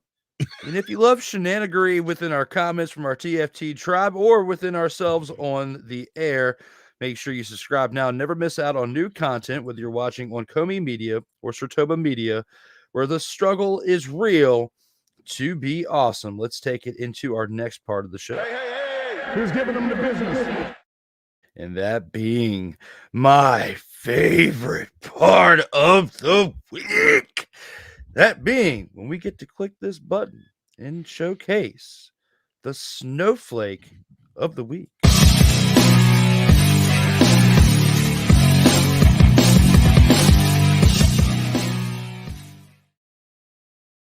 Total Football Talk.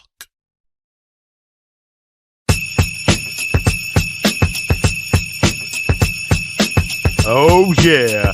It's that time for the snowflake of the week.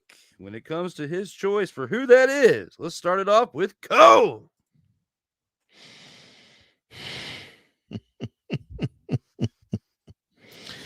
Oh, my. Hold on. Let me see if I could do that. I'm going to do this correctly. Oh, my. Oh, so we had an interesting week, even though we didn't have action on the field. Action off the field definitely was at an all-time high, and it came from one of my favorite people. I mean, it really did. I'm almost overjoyed that we're here this evening because I get a chance to shine a light on one of our favorite people. And the comment that made him the snowflake of the week is, quote, I've done it all. So I have an inordinate amount of confidence that, hey, if anybody can figure out how to get this done, I can figure out how to get it done. I've been there every which way from Sunday, and I have busted my behind a bunch. And there ain't nobody that living that outcutting and outshooting that can give you a bunch of times they busted their behind. So no, there's nobody that could come close and come in higher and do all the contracts and be a JM any better than I can. Close quote. And that came from our wonderful buddy, Jerry Jones, but I call him Gerald. You are over 80 years of age. What makes you think that you still are an adequate GM? I'm not saying that you don't know talent. And I'm not saying you don't know the sport. But you cannot come in here and say that you are the best possible asset as a GM.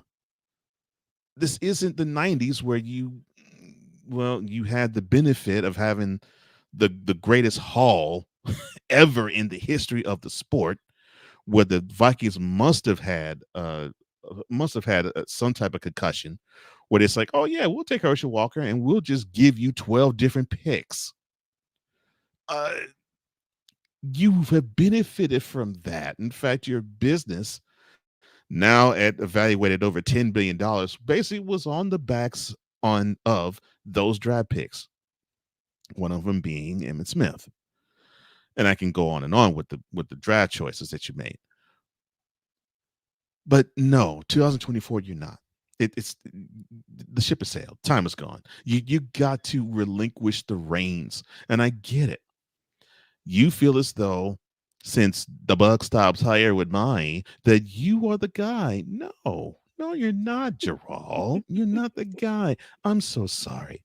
So this comes from the energy that I have when I do Mentality with Wiser Lefe, where he says with politicians there should be age limits. I really believe there should be age limits with executive positions. Now, as an owner, fine. Just as long as you have somebody that can do the day-to-day operations, like how with the Texans do, the team down south, 250 miles south of you, where you have Cal McNair, who he runs the day-to-day operations, but his mother is the mother is the one who signs the checks. That's what you should be. You should be the man who signs the checks, and you should give Steven the opportunity to run the day-to-day operations of the team. And he is a pretty decent GM too. So for you to basically say that for you to go on and say that you should not relinquish your turn to be the GM is a little short-sighted, considering that, January of the 2025 will mark 29 years since your team has not seen the NFC Championship game, and that is if they make it to the NFC Championship game this year. That is due to your inaptitude at general manager. Jerome makes the snowflake of the week. Is this 2 weeks in a row? He didn't make the snowflake for me last week. He actually, it was Trey Lance who made the and then you transitioned to talking about Gerald. Yes. Yeah. Okay. Because there's no way that you can throw 5 interceptions in the preseason and then you have the owner of the team say, "Oh, the roster spot is all set for him." I concur with your thoughts. And I think you're going to appreciate where I'm going to take this, and it's probably going to hit you. It's probably going to take you for a whirl with me even talking about it. But someone's got to. I never would have thought that I would have brought this type of subject to Total Football Talk, but it is football related. And it did happen here recently, and it involves an ex-NFL star who criticized the University of Clemson for having too many white dudes on the football team.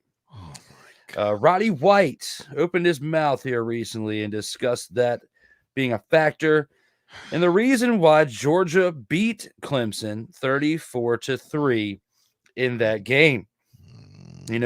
Number 13, Clemson was hoping to start the season with an upset win over number 1 Georgia, but the Tigers fell off the pace in the second half after keeping it a 6-point game at halftime. Bulldogs quarterback Carson Beck threw 2 touchdowns in the second half, while Nate Frazier and Cash Jones ran for 1 touchdown each. White criticized Clemson's recruiting strategy and made race a factor, stating, quote, Clemson got way too many white dudes on the field on offense. This ain't them. You mean to tell me you only got 1 black dude out there making plays?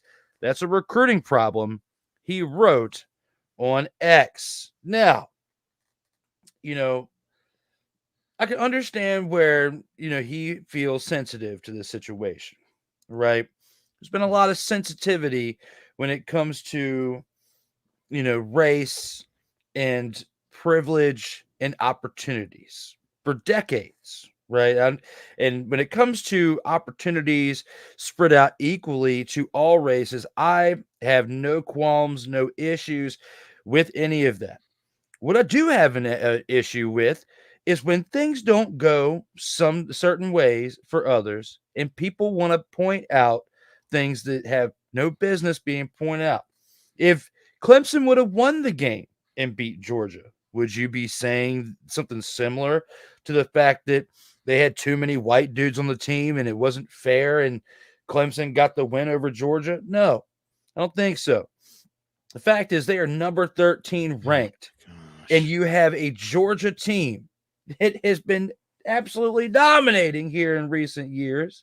So whether it was Clemson playing a team, whether it was Georgia playing a team in Clemson with, a difference in numbers and races to your liking or not, Clemson was going to lose that game to Georgia. I'm sorry. I don't care if it was 50-50 or 6-5, one way or another when it comes to race, origin, whatever, on that side of the ball, on offense, defense, whatever. It has no business. And we have seen too much of this since the year 2020 when politics were rampant and when COVID was going on and people were getting butthurt, acting like snowflakes and acting like this was the 60s and the 1960s all over again. We've seen a lot of change out here in these streets since the 60s. Thank you, Dr. King, okay, to where you made things the way that things were so that way I could meet brothers throughout the past decades of time that led me to meeting Cole Johnson multiple years ago. And that has nothing to do with color, it has everything to do with meeting someone of great mind sense like myself who loves to talk football. And the color of our skin has nothing to do with it. Okay? So right here and now, Roddy White, you are my snowflake of the week because you had to bring color into a sport and talk about something that you didn't like and open your mouth into public talking about it, and it made no sense. I can't believe that. Wow. Look. The fact that Clemson had whoever they had and they got boat raced by Georgia. I agree with you. It had nothing to do with skin color. Heck, it could have been all 80 players that were black on the team. It still would have been probably a 34-3 butt whooping. Yeah. You could play the HBCU team. It still would have been the same. Yeah. It'd been worse, probably. So no. Especially if you're playing Jackson State, okay? Right. So, but no, I don't. And to here we are, 2024, and we're talking about this. It's utterly ridiculous. I mean, and yes, this is a sport where when you get to the NFL, 70% of the players are black. But it does not mean that other cultures are ill-equipped to play the sport. They're not. They are. They're very much equipped to play the sport. So it doesn't matter. Look, to me, if it's 100 white guys, 100 Samoans, 100 Latinos, I don't care. As long as they get the job done, that's all that matters to me. So you could sell me black players are better and they're better athletes than the rest, but do not say that to me because I will go right back to when Jimmy the Greek back in 1987 was stupid and drunk enough to actually say that crap. And because of it, CBS, and he was the most popular figure on CBS NFL Today, booted him off because there's no place for that. And the reason being, he said that they were bucks and they had the training back in slavery, that they were better athletes then, and it has extrapolated itself to then, which was the late 1980s. And that's a take even then that was so far off the pale. That's ridiculous. You fast forward now 37 years later, and we still have to think of similar things such as that. No, Roddy. Come on, man. You got to do better than that, bro. Jeez. And you have played on the field. You have been an NFL player. And you were pretty good when you were wide receiver for the Falcons. You know this, man. It was the Falcons weren't all black on the team. No, man. Before you pop off with takes such of that nature, you got to do the research and you got to do the work, bro. Just promise me to do that. Jeez, I don't believe you said that. Wow. I don't think he's going to be able to upheld that promise for you, Cole. I mean, based on with what he said, I mean, I hope he does. I really hope he does. But, you got to get all the facts straight before you start, pointing fingers at origins and race. And you broke it down beautifully. So hopefully he learns a lesson. But I just don't see it, especially with the context of what he said. We'll see. I mean, time heals all wounds, and as long as you look at history and review it, then you have a less likely chance of repeating it. But it looks like he wasn't strong in the skilled subject of history throughout school, because had he been, educated in that fact, we wouldn't have seen this happen in this recent history today. So, with that being said, good choice, man. Yes. Thank you. And then when it comes to that, we shall see how things go when it comes to, our upcoming topic of the 2-minute drill. But for our snowflake of the week, that definitely ends it to that.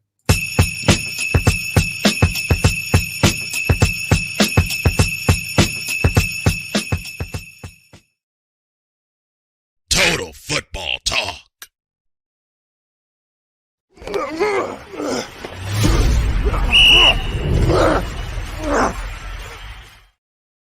Now it's time for the 2-minute drill, not as lengthy as our featured attractions. Basically, we give our quick takes on who we think is going to win and a quick reason of why. And we'll start this off with the games on Sunday, as we've already previewed Thursday and Friday games.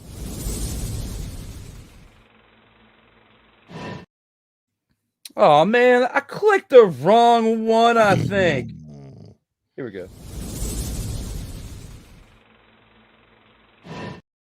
There you go, everybody.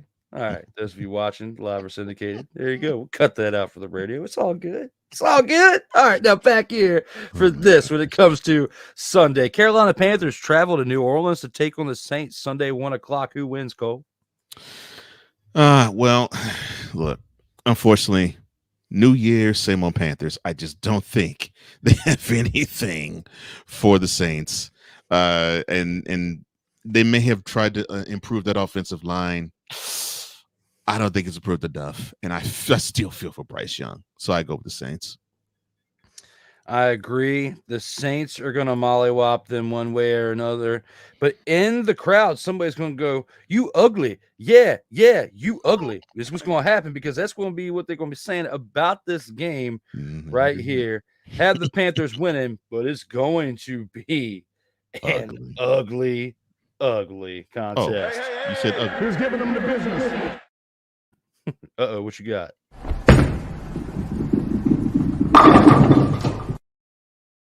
Yeah, that fit better. Yeah, you did.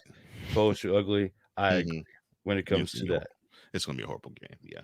Hey, who's giving them the business? Sunday, same time, 1 o'clock. Minnesota Vikings travel to New York to take on the Giants. Who wins this one?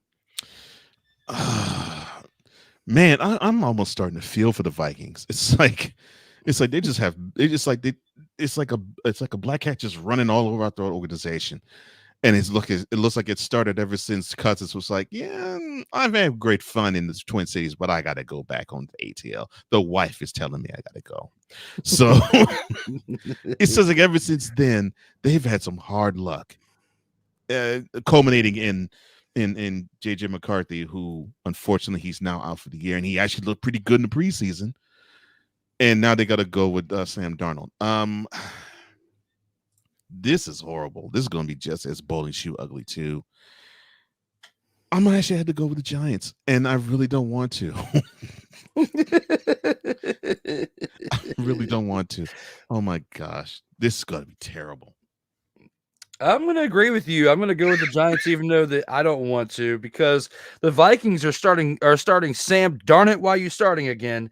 That is why the Vikings are going to lose this game, and the Giants are going to win. Who's giving them the business? New England Patriots, same time, Sunday, 1:00 p.m. Eastern time, travel to Cincinnati to take on the Bungles. Are they going to be the Bungles or are they going to be the Bengals? What happens in this game, Patriots or Bungles? Well, I'm looking forward to Drake May, see how he's going to be a QB when he starts on the. Oh, wait a minute, hold on. Let me see.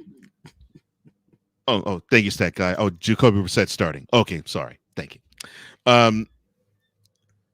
There should be no reason for the Bengals to not boat race the Patriots. I really believe that you have a returning Joe Burrow. Of course, he could be blindfolded, and the same thing with Jamar Chase, and they find each other on the field. I don't know how that's the case. It's been that way ever since they went LSU.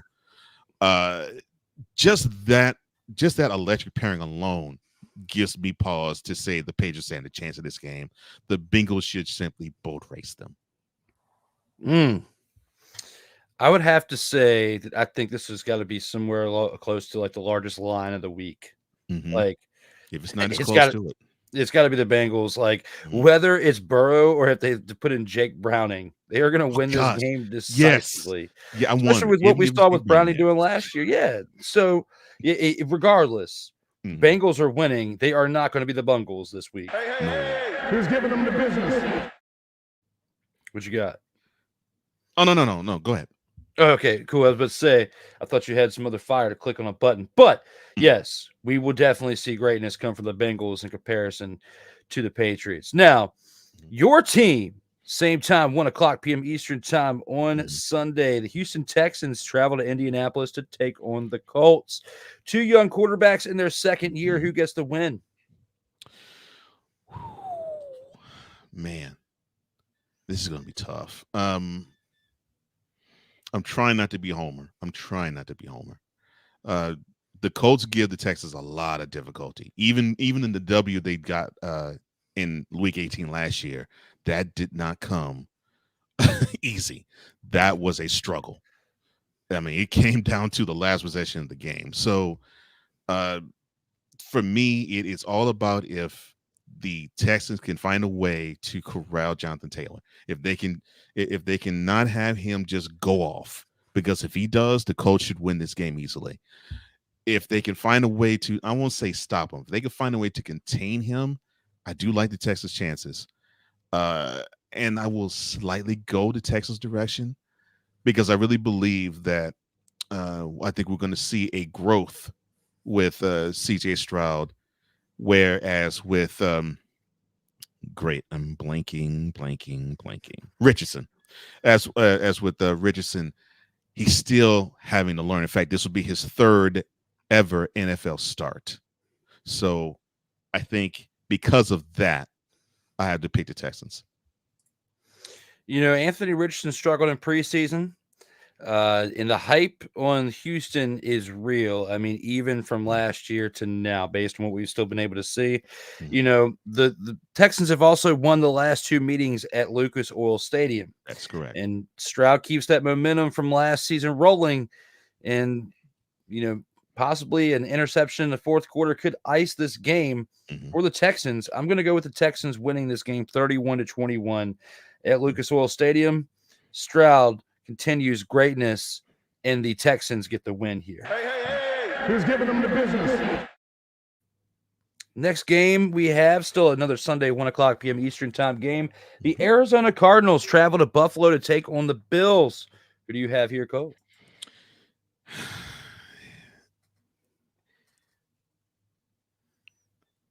Kyler Murray, you got a weapon. You have no excuse.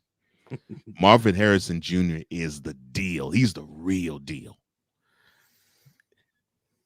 This is a better weapon than even DeAndre Hopkins. And I am huge, or was huge, on DeAndre Hopkins. Now age has taken effect on him, unfortunately. He's still good, but to me, he was elite when he was in the last few years with the Texans and almost his time with the Cardinals. Marvin Harrison Jr. has the ability to be even better. So don't screw it up by wanting to play Call of Duty and not try to get some sort of chemistry with him, because you got a stud at wide receiver and you got some really good running backs. So utilize that and don't think you can play hero ball. Unfortunately for me, I think he wants to play hero ball far too much. And I don't even have to talk about what the Bills can do against the Cardinals. Just that alone makes me pick the Bills. Yep. I mean, the fact that the Cardinals were 2-7 on the road last year, regardless if you have Marvin Harrison Jr., and the drama that's been circulating Marvin Harrison Jr. based on the Fanatics deal from college rolling on into this year, and how things still haven't quite subsided with that yet. Yeah. I can't go against the Bills in this game as much as I would like to see the Cardinals resurge here. I think it's another game where I got to go with a 10-point deficit. I'm going to go with the Bills 30, Cardinals 20. They win this game decisively in Buffalo. Who's giving them the business? All right, next game that we have, another 1:00 p.m. Eastern time game on Sunday. Tennessee Titans travel to Chicago to take on the Bears. Who wins this game, Cole? Is it Caleb Williams or is it Will Levis? The quarterback's leading them to a victory this Sunday. Here's what I find interesting about this matchup. Now, no, Levis has had some time. Now he's in his second year, and he's had a few starts under his belt. Of course, this is Caleb Williams' first ever NFL start. And no Bears fan, you're not undefeated. I know you want to claim that we were 4-0. That was all preseason. Pipe it down. You're 0-0 now. Woosah. Now, to me, which running game is going to be more effective? And I think that's where I am with this game. I want to see who is going to dictate the line of scrimmage for whether it's for the Bears. I think it's Herbert. I think it's the running back for the main running back for them, or if it's going to be talk on it, Tony Pollard. Thank you. If it's going to be Tony Pollard for the Titans. Which one is going to help dictate the physicality? For me, I'm leaning a little bit more toward the Titans. Of course, I'm rooting for the Bears, but I'm leaning toward the Titans to win it. And believe me, I want to be 100% wrong. When I made my choice, I thought of you and your hatred for the Titans, because it was like literally, it was a flip of a coin at who was going to win this game based upon the talent that the Titans have, and the Bears have, the upgrades they've made and the losses that they've had. Right. And when you look at the fact that the Bears had 2 first-round picks and they used that on Caleb Williams and Rome Odunze, and you've got Keenan Allen coming in here. You've got weapons. You got more weapons than what Justin Fields had last year, and you have a quarterback that's better than Justin Fields, even not even with having an NFL start yet.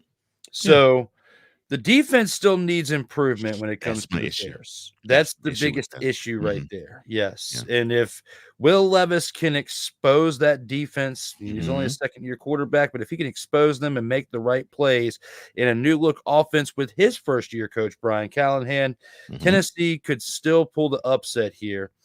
But I believe if the Bears will get a late turnover to pull off an exciting Week 1 victory, and I have them winning this 24-21. I want that to happen, and I am interested to see if that offense is going to if the offense that the new head coach for the Titans that he ran under Joe Burrow for the Bengals, if it's going to transfer down south. I want to see if that can happen, and if it transfers easily, then I agree with that upset possibly happening. However, I am rooting for the Bears to win wholeheartedly. I'm picking the Titans, but I'm rooting for the Bears to win. Ooh. Let's hope it happens. Hey. Who's giving them the business?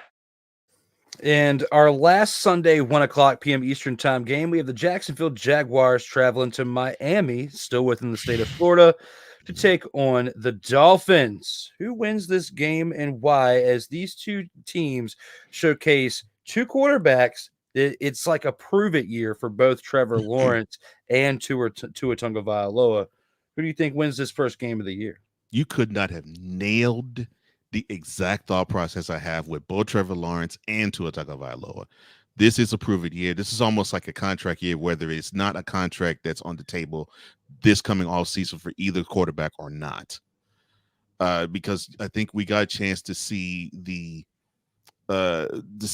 Lawrence last year start out pretty well, and then he started to fade a bit, and then he got injured, and then that just messed him up the rest of the year. And then you had Tua, who started off like a house of fire, and then it was as if when the calendar flipped to December, everything offensively started to just go down the tubes. Since this is in Miami, and I don't really have too much faith in how the Jaguars look offensively now. I want to, and yes, I know Calvin Ridley's there, and they have talent offensively. I get it. The Dolphins offense is just too potent, too powerful. They can run you out of the building. They can throw you out the building. I have the Dolphins. And since this is at home, I easily have the Dolphins. Yeah, I'm not going to go against what you're saying here. You know, based on the fact that you've got Tua and Tyreek Hill restoring their connection with one another, you know, their defense will be healthy too, which is something that hurt them towards the end of the year last year, which they were getting banged up on defense. And they're going against a Jaguars team that one week they look like they could be a contender, and the next week they look like they're absolute dumpster Pelicans. And they didn't really make enough moves in the offseason to deter me from that thought from their previous season. Right. So with that being said, because it's a Miami home game and with everything you and I both just said, I'm going with Miami at home. In this game, I'm thinking it's still going to be a little close, but I think the Dolphins win this 131-28. That's going to be my choice in this game this upcoming weekend. Hey, who's giving them the business? Now we move from the 1:00 p.m. slot, and I'm going to click the right button this time. We're going to the 4 p.m. game.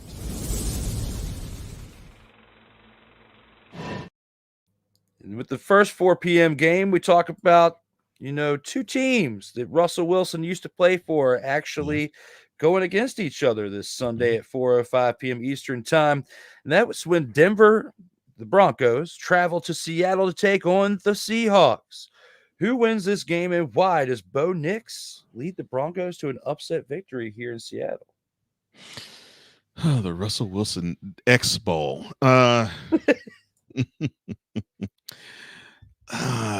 So, all right. And you might have to help me on this. Do you think the magic of Geno Smith has worn off? Is the pixie dust gone? A little bit. I'm leaning toward yes, too. The comeback player of the year we saw from 2 years back, I don't think is not saying he's horrible and not saying he's going to be terrible. I'm just saying that I don't think he's going to be his 2022 self here in this game nor this year. And unfortunately, they need to have that 2022 version of him for the Seahawks to really, really shine. I really am, and you were high on him too. I'm really getting higher and higher on Bo Nix. And I think the reason why I like him is he has the age along with the fact that he is a rookie. That doesn't make me say, well, okay, he's too immature to actually handle the pressures in the NFL as a rookie. I think he can handle it. And because of that, I think we will be absolutely stunned. We will see the Broncos go into the Pacific Northwest and they'll steal a victory against the Seahawks. I really believe that. I'm going with the upset too, because I mean, a lot of people, when you look into their predictions for week one, they have the Steelers winning in a very close game.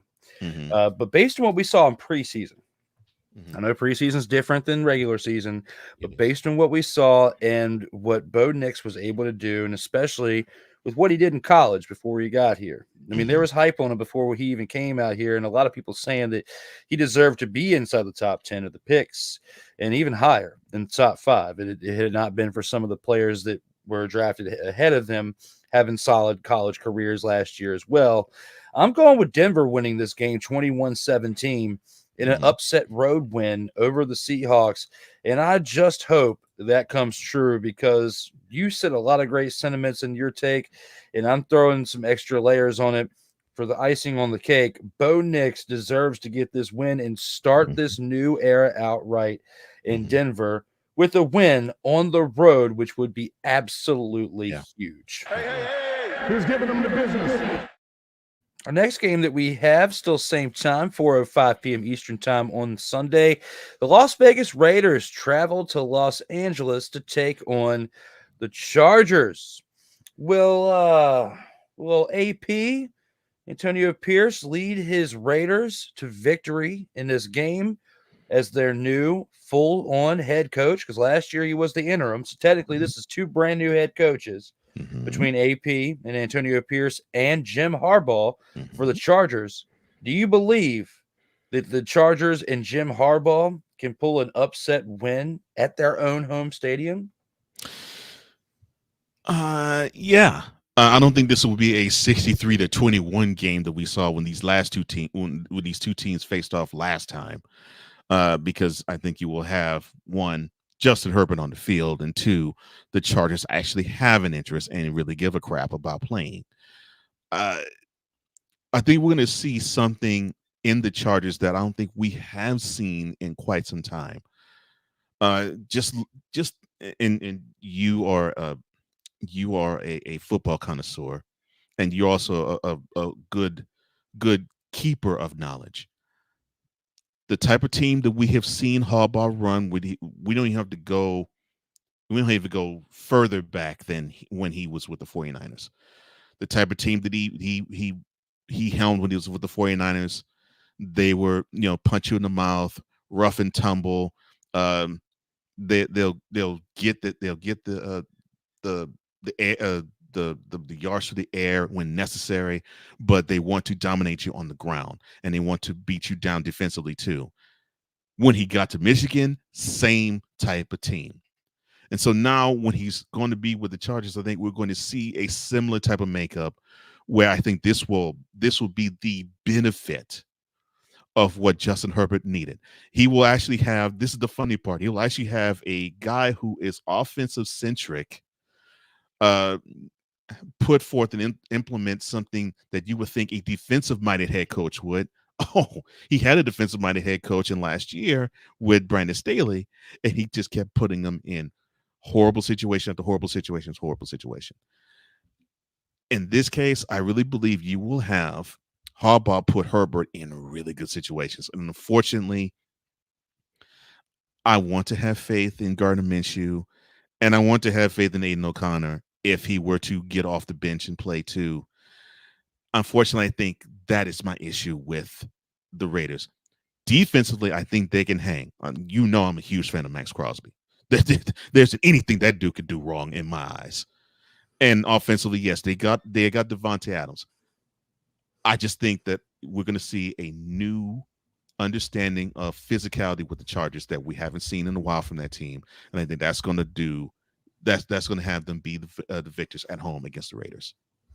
I love exactly everything you just said. And Max Crosby, I don't think there's a team in the remaining 31 teams in the league. I don't think there's a team in the league that wouldn't mind having the services of Max Crosby on their defense. Okay. But unfortunately, when it comes to football, there's 10 other people that are on the field with you. 100. So there's only so much one person can do. You can have the best player in all of the sport, but if you have dumpster Pelicans playing around them for all 10 positions, you have no chance. And the Raiders don't have that. I mean, they have some other good talents around them. They have a solid team they've been building over the years, but the Chargers have been building a decent team. They just had bad leadership, which is why they lost to the factor of what they did last year. And now they have a really good coach. And I think this game's going to be tight throughout, and it's going to come down to the final drive.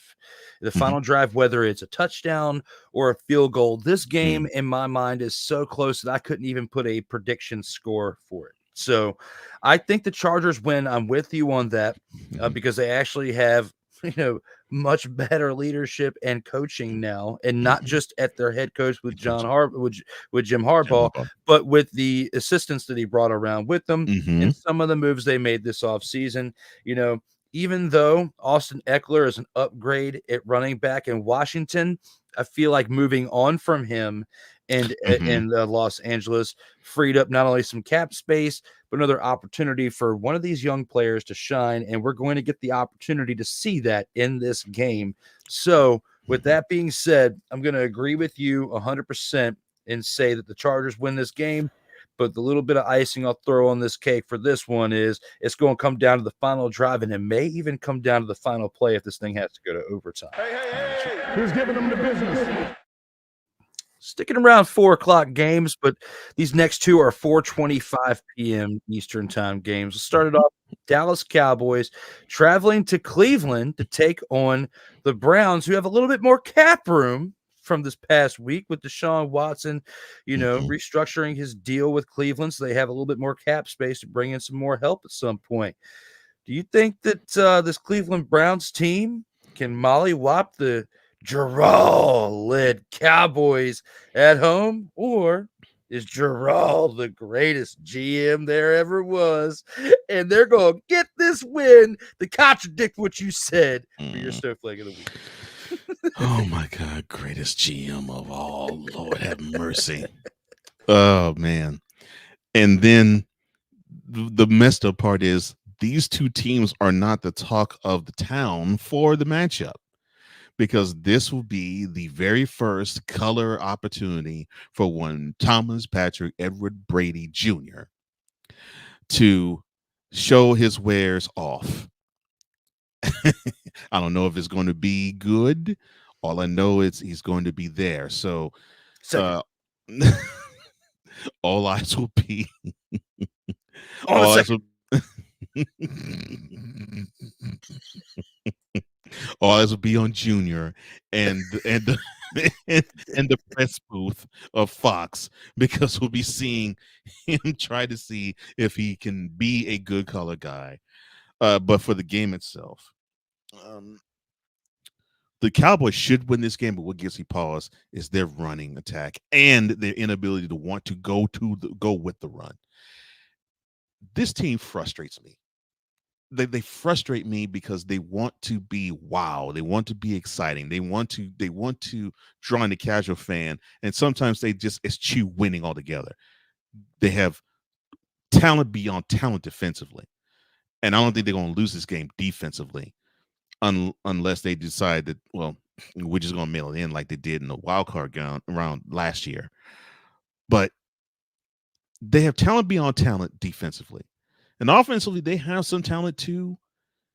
I'm shaky with their offensive line. Not saying they're bad. I'm just shaky with them because I don't know if they have the proper depth to actually execute what they have. And then you got Mike McCarthy, who's allergic to calling the run, but maybe except for 2 or 3 games out the whole year.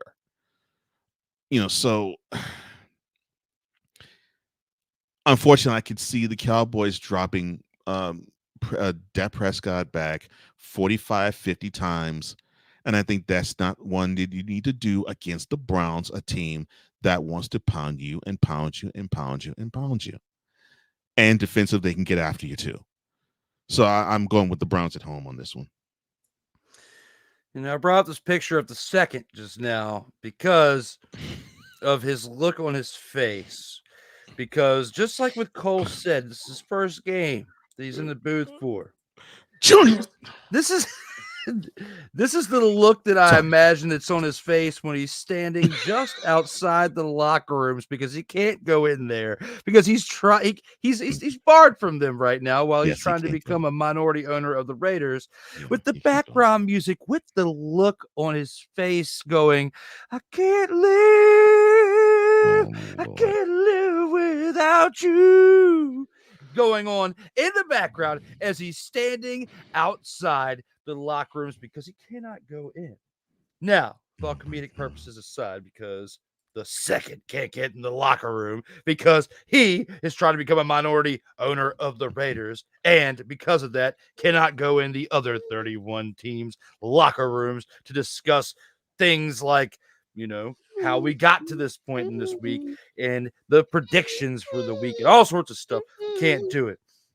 So now, with that being said, when it comes to a prediction, when it comes to the Cowboys, when it comes to the Cleveland Browns, when it comes to the second being in attendance, I know that you want to throw your shade on the Cowboys, and I know that I want to as well, especially for Jarrell.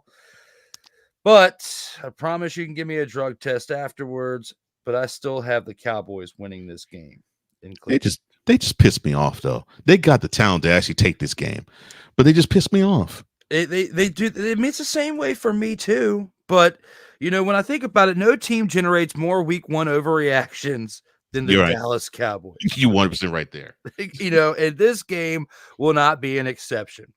The Browns made the playoffs last season, and they were 8-1 at home. Deshaun Watson is just as much on the line from the perception standpoint as Dak Prescott. CeeDee Lamb ended his holdout, and that could impact the line leading up to kickoff. Which is this true. Is a game we could probably stay away from otherwise, but pressed for a pick, I'll take a small upset and go with the Cowboys winning on the road over the Browns. Oh, I don't find it to be wrong. It's just, the Cowboys just upset me in terms of how they operate game to game. They should easily win. I don't mean a rout, but I mean they have the talent to win this game. They do. They have the talent to win this game. It would just be nice if we could see them lose and get to play this next week. This has been yet another Beating a Dead Horse presentation. One of my favorite transitions of all time. Thank you, sir. And the Cowboys wish they had half the talent of Cole Johnson. Hey. Who's giving them the business? Now, to our next game, one that I don't want to pick, but I have to. I don't want to pick this one, but we have to talk about the Washington Commanders traveling to Tampa Bay, take on the Buccaneers Sunday, 4:25 p.m. Eastern time. Go easy, go light. There, Cole. Who wins and why? I actually have to say I think this is probably the perfect test for Jaden Daniels. I think if he needed to have an opponent, a first opponent ever to actually go up against, this will be the right opponent, and it's on the road too. So I think he'll get an understanding as to where he's going to be and where he's going to stand and how much more he needs to tweak going forward. Obviously they gotta lean on the running game a little bit. I hope they don't lean on Daniels running the ball a lot in the process. But I still shake my head defensively of what the Commanders can do. And all the Buccaneers really have to do is just not turn the ball over. If Mayfield can just simply be Mayfield and he just gets the ball in the playmaker's hands and they do not turn the ball over, this should easily be a victory for the Buccaneers. But I think, unfortunately, and I know this really sucks because I know how this feels because I was in your shoes last year. This might have to be one of those moral victory type of games for you where it's like, okay, how did Jaden Daniels look? We didn't get the L. Oh, so we got the L. How did he look? And I think it's going to be like that. Right? So how's the team look? Okay, the team might not be all that great. How did Jaden look? I like it. You went pretty easy on my team there. I like it. Now,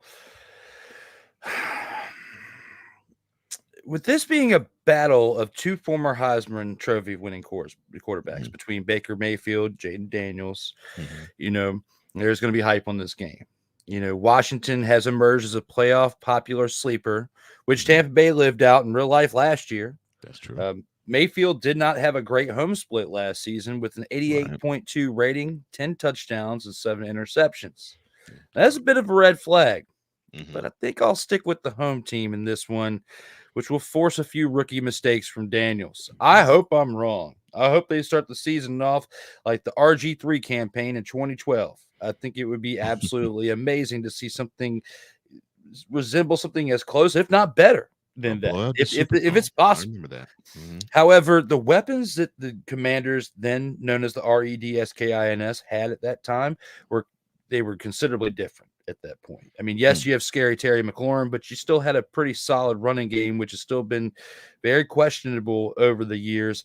And especially when you consider your star running back, who's not that old, just got shot not too long ago and has still been bouncing back from it. I mean, it hasn't slowed him down but so much, but I feel like, Austin Eckler's a little bit behind his prime here at this point. He's a little bit behind the 8 ball. I hope he proves me wrong. I really do, and I hope they come out here swinging and beat the Bucs at home.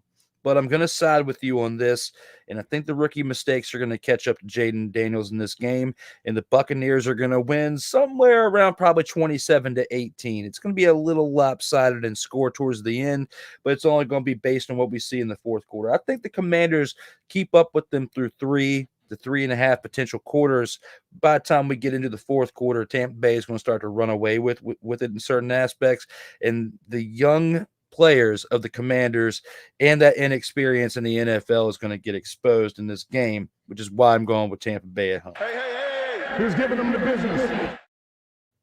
Now, 2 more games left, and we have to start with the Sunday 8:20 p.m. Eastern Time contest as the Los Angeles Rams travel to Detroit to take on the Lions. Who wins this game, Cole? Do the Lions continue to bite off kneecaps and engulf the Rams in this home contest?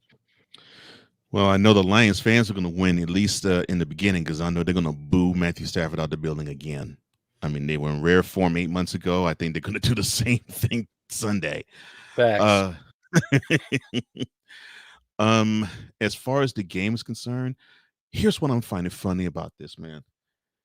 It's like everybody and their mama is starting to really like the Rams. I'm not saying the Rams are horrible, but I've been hearing talks of them elevated over the Lions, and I'm not saying this game. I mean over the year, and I'm thinking to myself, did you not just see that team last year put it together, and then the year before they won 8 out of the last 10?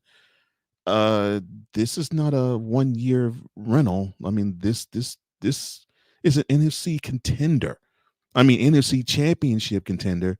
And if it weren't for a couple of stupid mistakes, they would have been the NFC representative in the Super Bowl this past February. So I'm not going to dismiss the Lions. I'm not going to dismiss them at all. But man, this is going to be one great game. I think we're going to see a continuation of what we saw in the playoffs, where it was both teams were evenly matched, and it depended on what side was going to win in the last possession. Which in the wild card game they played in Detroit last January, it was the defense that came up with that one play they necessarily needed to come up with late to keep the Rams out the end zone, and they won it. I think we're going to see a similar type of game, and I think we'll see a similar type of result. I really am high on the Lions because I think they're stacked on both sides of the ball, and I think they're focused. So I'm going to take the Lions, but it's going to be a really good game Sunday night.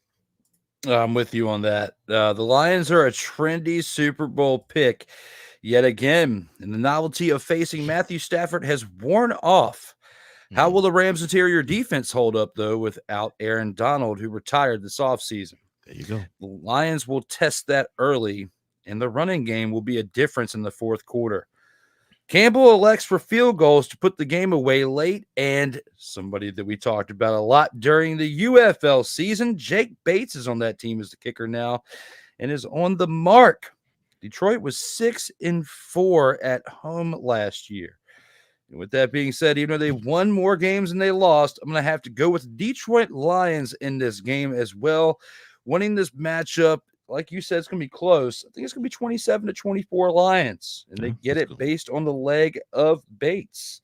So we shall see how things pan out. Both of us agree. Lions take this game at home. Hey, who's giving them the business? And now, we've talked about all the Sunday games. It is time to go to Monday.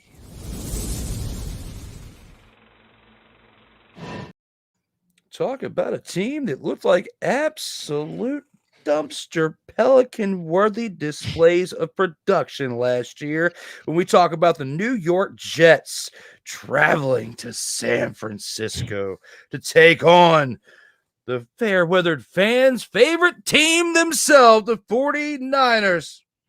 Who wins this game in San Francisco and why? Wow. How could you say that about them? I have no idea where you could get that such inspiration. So we're talking about the defending NFC champs. They are having to defend home turf against a team that last year everybody wanted to. Well, no, everybody in New York wanted to actually head to the Super Bowl, but 4 plays later found out that that was not going to happen. Now you have Aaron Rodgers healing from that debilitating Achilles tear, playing in his first game since then. And yeah, he was available to play long before now, but he got a chance to be off it for 365 days. Sorry about that. So now we get a chance to test that thing out. And I would be sending the house early just to test that Achilles out. That's what I would do if I were the 49ers. I would test him early, test his mobility early to see where he is with it. I mean, you don't necessarily tattoo him, but I want to just test that mobility, test to see if he can maneuver. In terms of the X's and O's, basically Aaron Rodgers is the offensive coordinator. I don't care who they say is the offensive coordinator. I know who it is, but it doesn't really matter. It's Aaron Rodgers. That's the offensive coordinator of the New York Jets. And so it's going to be a battle between him and the 49ers defense, and that's who's going to win this game. Who comes out from those two? And dare say, I think the 49ers just have a little bit too much in the pass rushing realm, because I'm not sold on that Jets offensive line. That's going to it's going to topple over what the Jets offensively can execute against them. Now we can say, well, yeah, the 49ers, they have Purdy and Kittle and Debo and Ayuk and McCaffrey. They got all the tools, and they got all the tools offensively. To me, it is the Jets offense versus the 49ers defense. That's where the game is won and lost. And I don't see the Jets overcoming what the 49ers defensively can bring. You bring up some really great points with that. And when looking at this right here, it's very, very tough to pick against the 49ers when you think about where they went last year. Right. In the Super Bowl. And you bring up a lot of great points with the Jets and how their season was, shook upside down from the moment 4 plays into last season. Right. I do think it's going to be a close game. And the reason why I think it's going to be close is because you have the Trent Williams holdout situation. Even though he was re-signed a few days ago, you have Brandon Ayuk in the situation with that. He's going to have a little rust, whether people like it or not. Ricky Pearsall shot, not playing this game. T.O.'s son, don't think he would have been a factor, but that's another wide receiver option that you don't have because he is hurt. Right. You also got Christian McCaffrey with the calf, who's been dealing with that injury for some time. And even if he does play, he might have some limited type of snaps or limited role in the game because they want to have him for the other 16 games after this first one as well. So they might be playing things a little bit limited in this first game. And the Jets might be able to take advantage of that on the offensive side to actually keep the game close, to keep it to when it's within a 3 to 4 point swing. Now, I think that the experience of the 49ers being a better team over the past half decade, and then you could even argue the time before that when they had Jim Harbaugh before the whole debacle of the nameless man who came from the Eagles to be the head coach. I will say his name, Chip Kelly. In between those two head coaching times between Jim Harbaugh and now with what you have with Kyle Shanahan. But with all that being said, the 49ers have still, despite Mr. Kelly's tenure in there, have been fairly successful within the past decade, as to where the other team, the Jets, have been absolutely abysmal since butt fumble happened over a decade ago. So with that being, Yeah, with that being said, unless the Jets come out here and light it up on offense, because we already know their defense is suspect based on what you said, and there's been several reports of Aaron Rodgers still continuing to be a selfish expletive in the locker room. With all that being said, I'm going with the 49ers in this game. I think they'll win it about 21-18. That's going to be my prediction for this. And that's how I see it going down. I agree with you on this one. Jets lose 21-18. Hey, who's giving them the business? And now it is time that we take this unit on into the post game.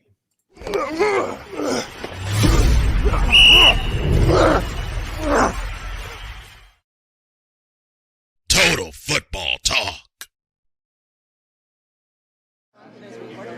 As long as it's one. I went to go find one yesterday, but I wasn't able to look at tomorrow. It's great. So, I love it. actually, I was getting to I hope it actually is recording.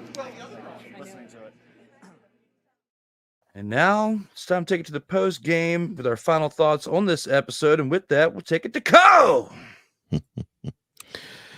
You know, it's funny.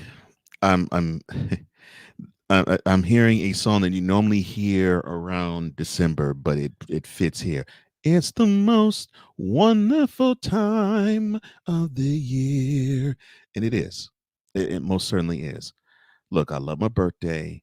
I love celebrating other things that are in between mid-February and now. But when it comes to this time of year, in entertainment aspects of what I'm looking forward to seeing, this is the time. And there isn't anything that is more attractive to me than an NFL season. I can think long and hard, but I would be extremely disappointed. This is the time. This is the time of year that I always look forward to. And I do sometimes in my head go to, man, how's the season going to be when we get into Thanksgiving, when we see the game in Detroit and Dallas and the third game that they play? How is it going to be? You know, how's December going to be? How's the players going to be in January? I actually do go into my head and I think about those scenarios because I'm just that excited and that geeked. But it also is the time where many of us who are married, we have to scratch the note and write to the wife and say the following. And that would be, quote, "Dear wifey, you are so wonderful. You are one of the greatest things in life, period. You are the greatest thing in my life. And the last 7 months, the last 6.5 months, you have put up with my to and froth ways. You have put up with me being to and fro with a lot of different issues. You have been with me when I have entertained so many different things that you want and you're about. But now it's my turn. So starting Thursday and going all the way until the second Sunday in February, you, my dear, will become a football widow. Yes, it's unfortunate, but yeah, you'll have to unfortunately sort of take a backseat to football. But I guarantee you, now I'm seasoned. I won't put you second to football every day of the week in the season. I will even sacrifice watching a lot of college football for you, babe. I will do everything possible to spend whatever time is necessary, to sacrifice whatever I need, to do anything humanly possible to where your love tank is full, so that when kickoff comes at 1 p.m. Eastern on Sunday, I could just kick back, relax from September to February and be as happy as humanly possible. Yeah. Yes. Yeah. Yes, I know that means that you'll have to deal with me actually listening to it when we're on road trips. I know that means that you want to probably do something and have that itch to want to watch that wonderful movie on Sunday. But no, I actually want to see CJ Stroud light up the Cowboys, or I want to witness Lamar Jackson run all over the Bengals, or I actually even find Bryce Young being in front of 300-pound turnstiles being more enthralling than seeing anything on HSN. So I'm sorry, dear. You will now become a football widow from Thursday until mid-February, but I still love you. I still appreciate you. And thank you for allowing me to be a glow in what makes me happiest. Signed, a football fanatic. And for your representation of all football fanatics who are not single, you did a great job with that. Thank you. And before I give my take, speaking of great takes, we have to give a shout out to the one and only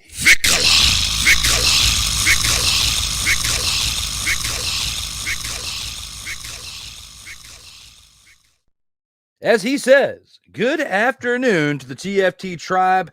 Bow down to the big game hunter of dumpster pelicans worldwide, Sensei Drew Willingham, and the EP of all EPs, Cole Johnson. How are you guys doing? It's good to see you, Vic. I'm glad you're here, brother. I'm doing great because you dropped a dime in the chat, and for the first time in our 3-hour show today, I got to say it with the intensity that I wanted to say with the EPs. It is back. It is back, and it is alive. And to the rest of you in the chat who have been dropping dimes, thank you, guys. Also, I want to say thank you to Vic Allah like Cole just did. I concur on that. But also, I want to say this to all of you.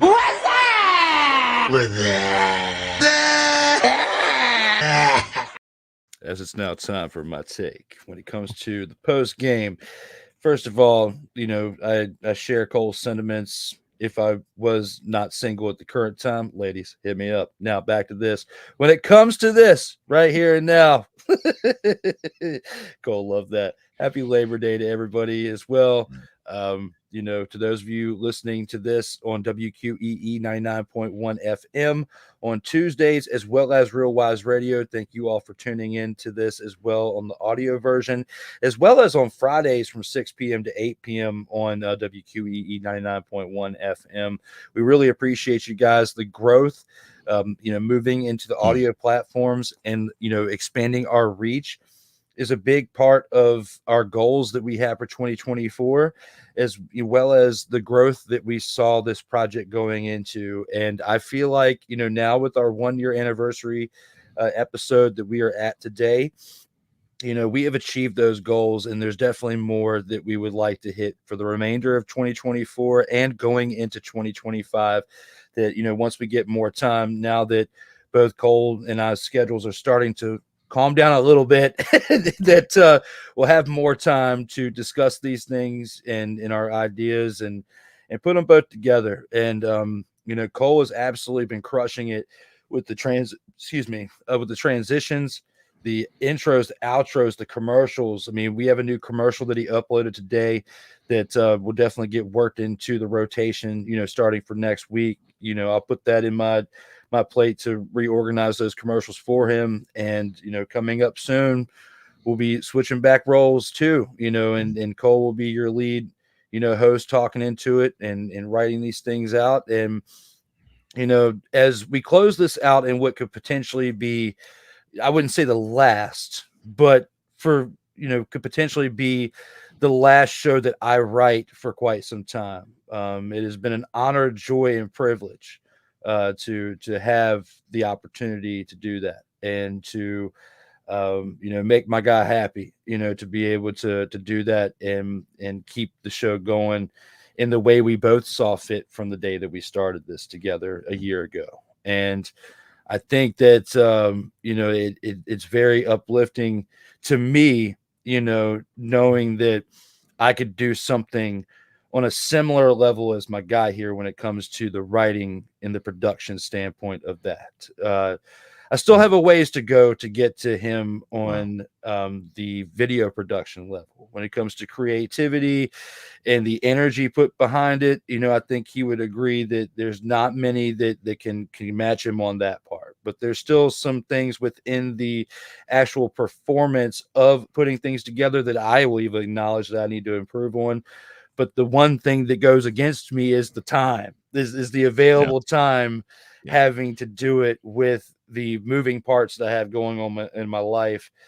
But I am just grateful, and it is a very honored feeling that I have to be able to share the limited time that I have on screen with him, and to be able to give what I can to this project. And even if it was next week or many other weeks that I'd have to do the same thing that I've done for the past 6 months, I'd do it all over again, to keep this going, because this has been a fun platform for not only myself and Cole, but the guests we've been able to incorporate in here. And, in time, once we, continue to develop into the current NFL season, we'll find a way to get some more guests back on here. We got Total Football Talk Extra, popping off this Friday. We'll see how we can get some guests incorporated with that. And although it'll be primarily talking about things outside of NFL, we might be able to incorporate a recap from the night, prior's game, while still covering it on the main show on Mondays when the two of us get back together. But these are a bunch of ideas I've got running through my head that I look forward to talking to Cole about off air, and, getting that more developed as well. But if it wasn't for this show right here, Total Football Talk, we wouldn't have the spinoff Total Football Talk Extra. We wouldn't have all these episodes that we've done within a year. And I wanted to take my time here just to pay homage to the viewer, the fan of the sport. And not only that, but one of my guys here that I love absolutely doing this with out here in these streams, that I would not and still don't want to do this main project of ours with anybody else but him, which is why I've been willing to move other things around to still keep this an every week thing, because it means so much to me. And I know it means a lot to Cole as well. So thank you to my man Cole here, as I bring him back up on screen for all of that. Thank you, viewer, to the fans of the show, whether you're watching this live, syndicated, or listening to this on any of the other audio platforms, and to the other things that we expand this into, that we look forward to talking about when we recap year 2 a year from now, hopefully. So all that being said, man, there's only one more thing we have to do. It's time for you to send us home, brother. All right. Well, I'm going to do it a little bit differently. I think you all know where to find Drew and me, but I still think back at the conversation that we had back in August of last year, where we both had this itch to want to do a comprehensive football program. And it was funny that we both had that similar itch at the same time. And then we're like, well, heck, why don't we actually create the platform and do it? And here it is. And in our 1 year anniversary, I'm reflecting on that. And if I were to put a number one moment on anything, it would be the fact that I get a chance to share this platform with you, and I wouldn't do it with anybody else. I mean, with the professionalism, with the knowledge of football that you have, and the passion that you bring with any project, let alone this one, it makes it fun. There's things that I have dealt with in terms of how things have been outside of this that makes me say, I don't know if I have the energy for it. I don't know if I have the compunction for it. I don't know if I actually will bring the self that I need to bring to make my partner understand that everything is straight and everything is all right. Because I did promise him that all he has to do is just show up and just have fun. And hopefully I've done that. And thank you for actually having this be probably the most diverse show that I've ever participated on, because it is rare that I've actually gotten a chance to be on this side and just be a co-host where I don't really have to plan anything. But yes, I'm going to retake the reins. So I do not take that for granted. So thank you for that. You're welcome, brother. And one thing I'll add to that before we get into the go ahead. transition is it's a cool feeling, when we first started and that was presented to me and I was able to show up and talk. And now for the last, 5-6 months, however long as it's been, it's also just as cool and a rewarding feeling to be able to give that back to you. Because like you said, being able to show up and talk and have that freedom. And, with us and the way we communicate, as long as we communicated early enough, which we have been, for the most part, to where, like, say you take over the reins, a month goes by and then you let me know like midweek, like, hey, I might need you to write this for next week. As long as we have enough advance, we can always swap back and forth and give each other a break, here and there. That's what's the coolest part to this, is to where there is no other project that I have out of the other 3 main projects that I can do that with. And I don't, and I believe that you would say the same for all of your projects as well. And it's really a truly joyous feeling, and something which makes this even more special. And it's cool to be able to work on all elements of the production part and still be able to participate in it. So I take my hat off to you as much as you take it off to me, brother. And that's what makes this even more special and gives us the longevity that we've had throughout the past 52 weeks, now 53. Yeah, I agree. So with that being said, happy anniversary, brother. I'm glad that we have done this for 1 full year, and that it looks like it's going to be many more that's going to be coming. Yes, to from my lips to God's ears, for sure. No question about that. Now, if you want to find my brother Drew, all you have to do is go on to the many social media platforms. Sertoba_media on Instagram, Sertoba_media on X, _Sertoba on TikTok, and of course Sertoba Media on YouTube. And if you want to find if you find yours truly, all you have to do is go on to flowcode.com/page/host Cole Johnson. That's flowcode.com/page/host Cole Johnson. Well, that does it for yet another episode of Mentality. Thank you for liking. Thank you for sharing. Thank you for subscribing. TFT Tribe, thank you for commenting. We totally appreciate all the comments. And thank you for hitting that notification bell so you can catch all content that comes from the Sertoba Media YouTube channel and the Comey Media Incorporated YouTube channel. Well, for Drew Willingham and Cole Johnson, here to say in parting, as we always do, enjoy your Labor Day today. And in life, just like a tackle, keep your head up. And as always, you got to play until the whistle blows. Most importantly, stay safe out here in these streets. 100.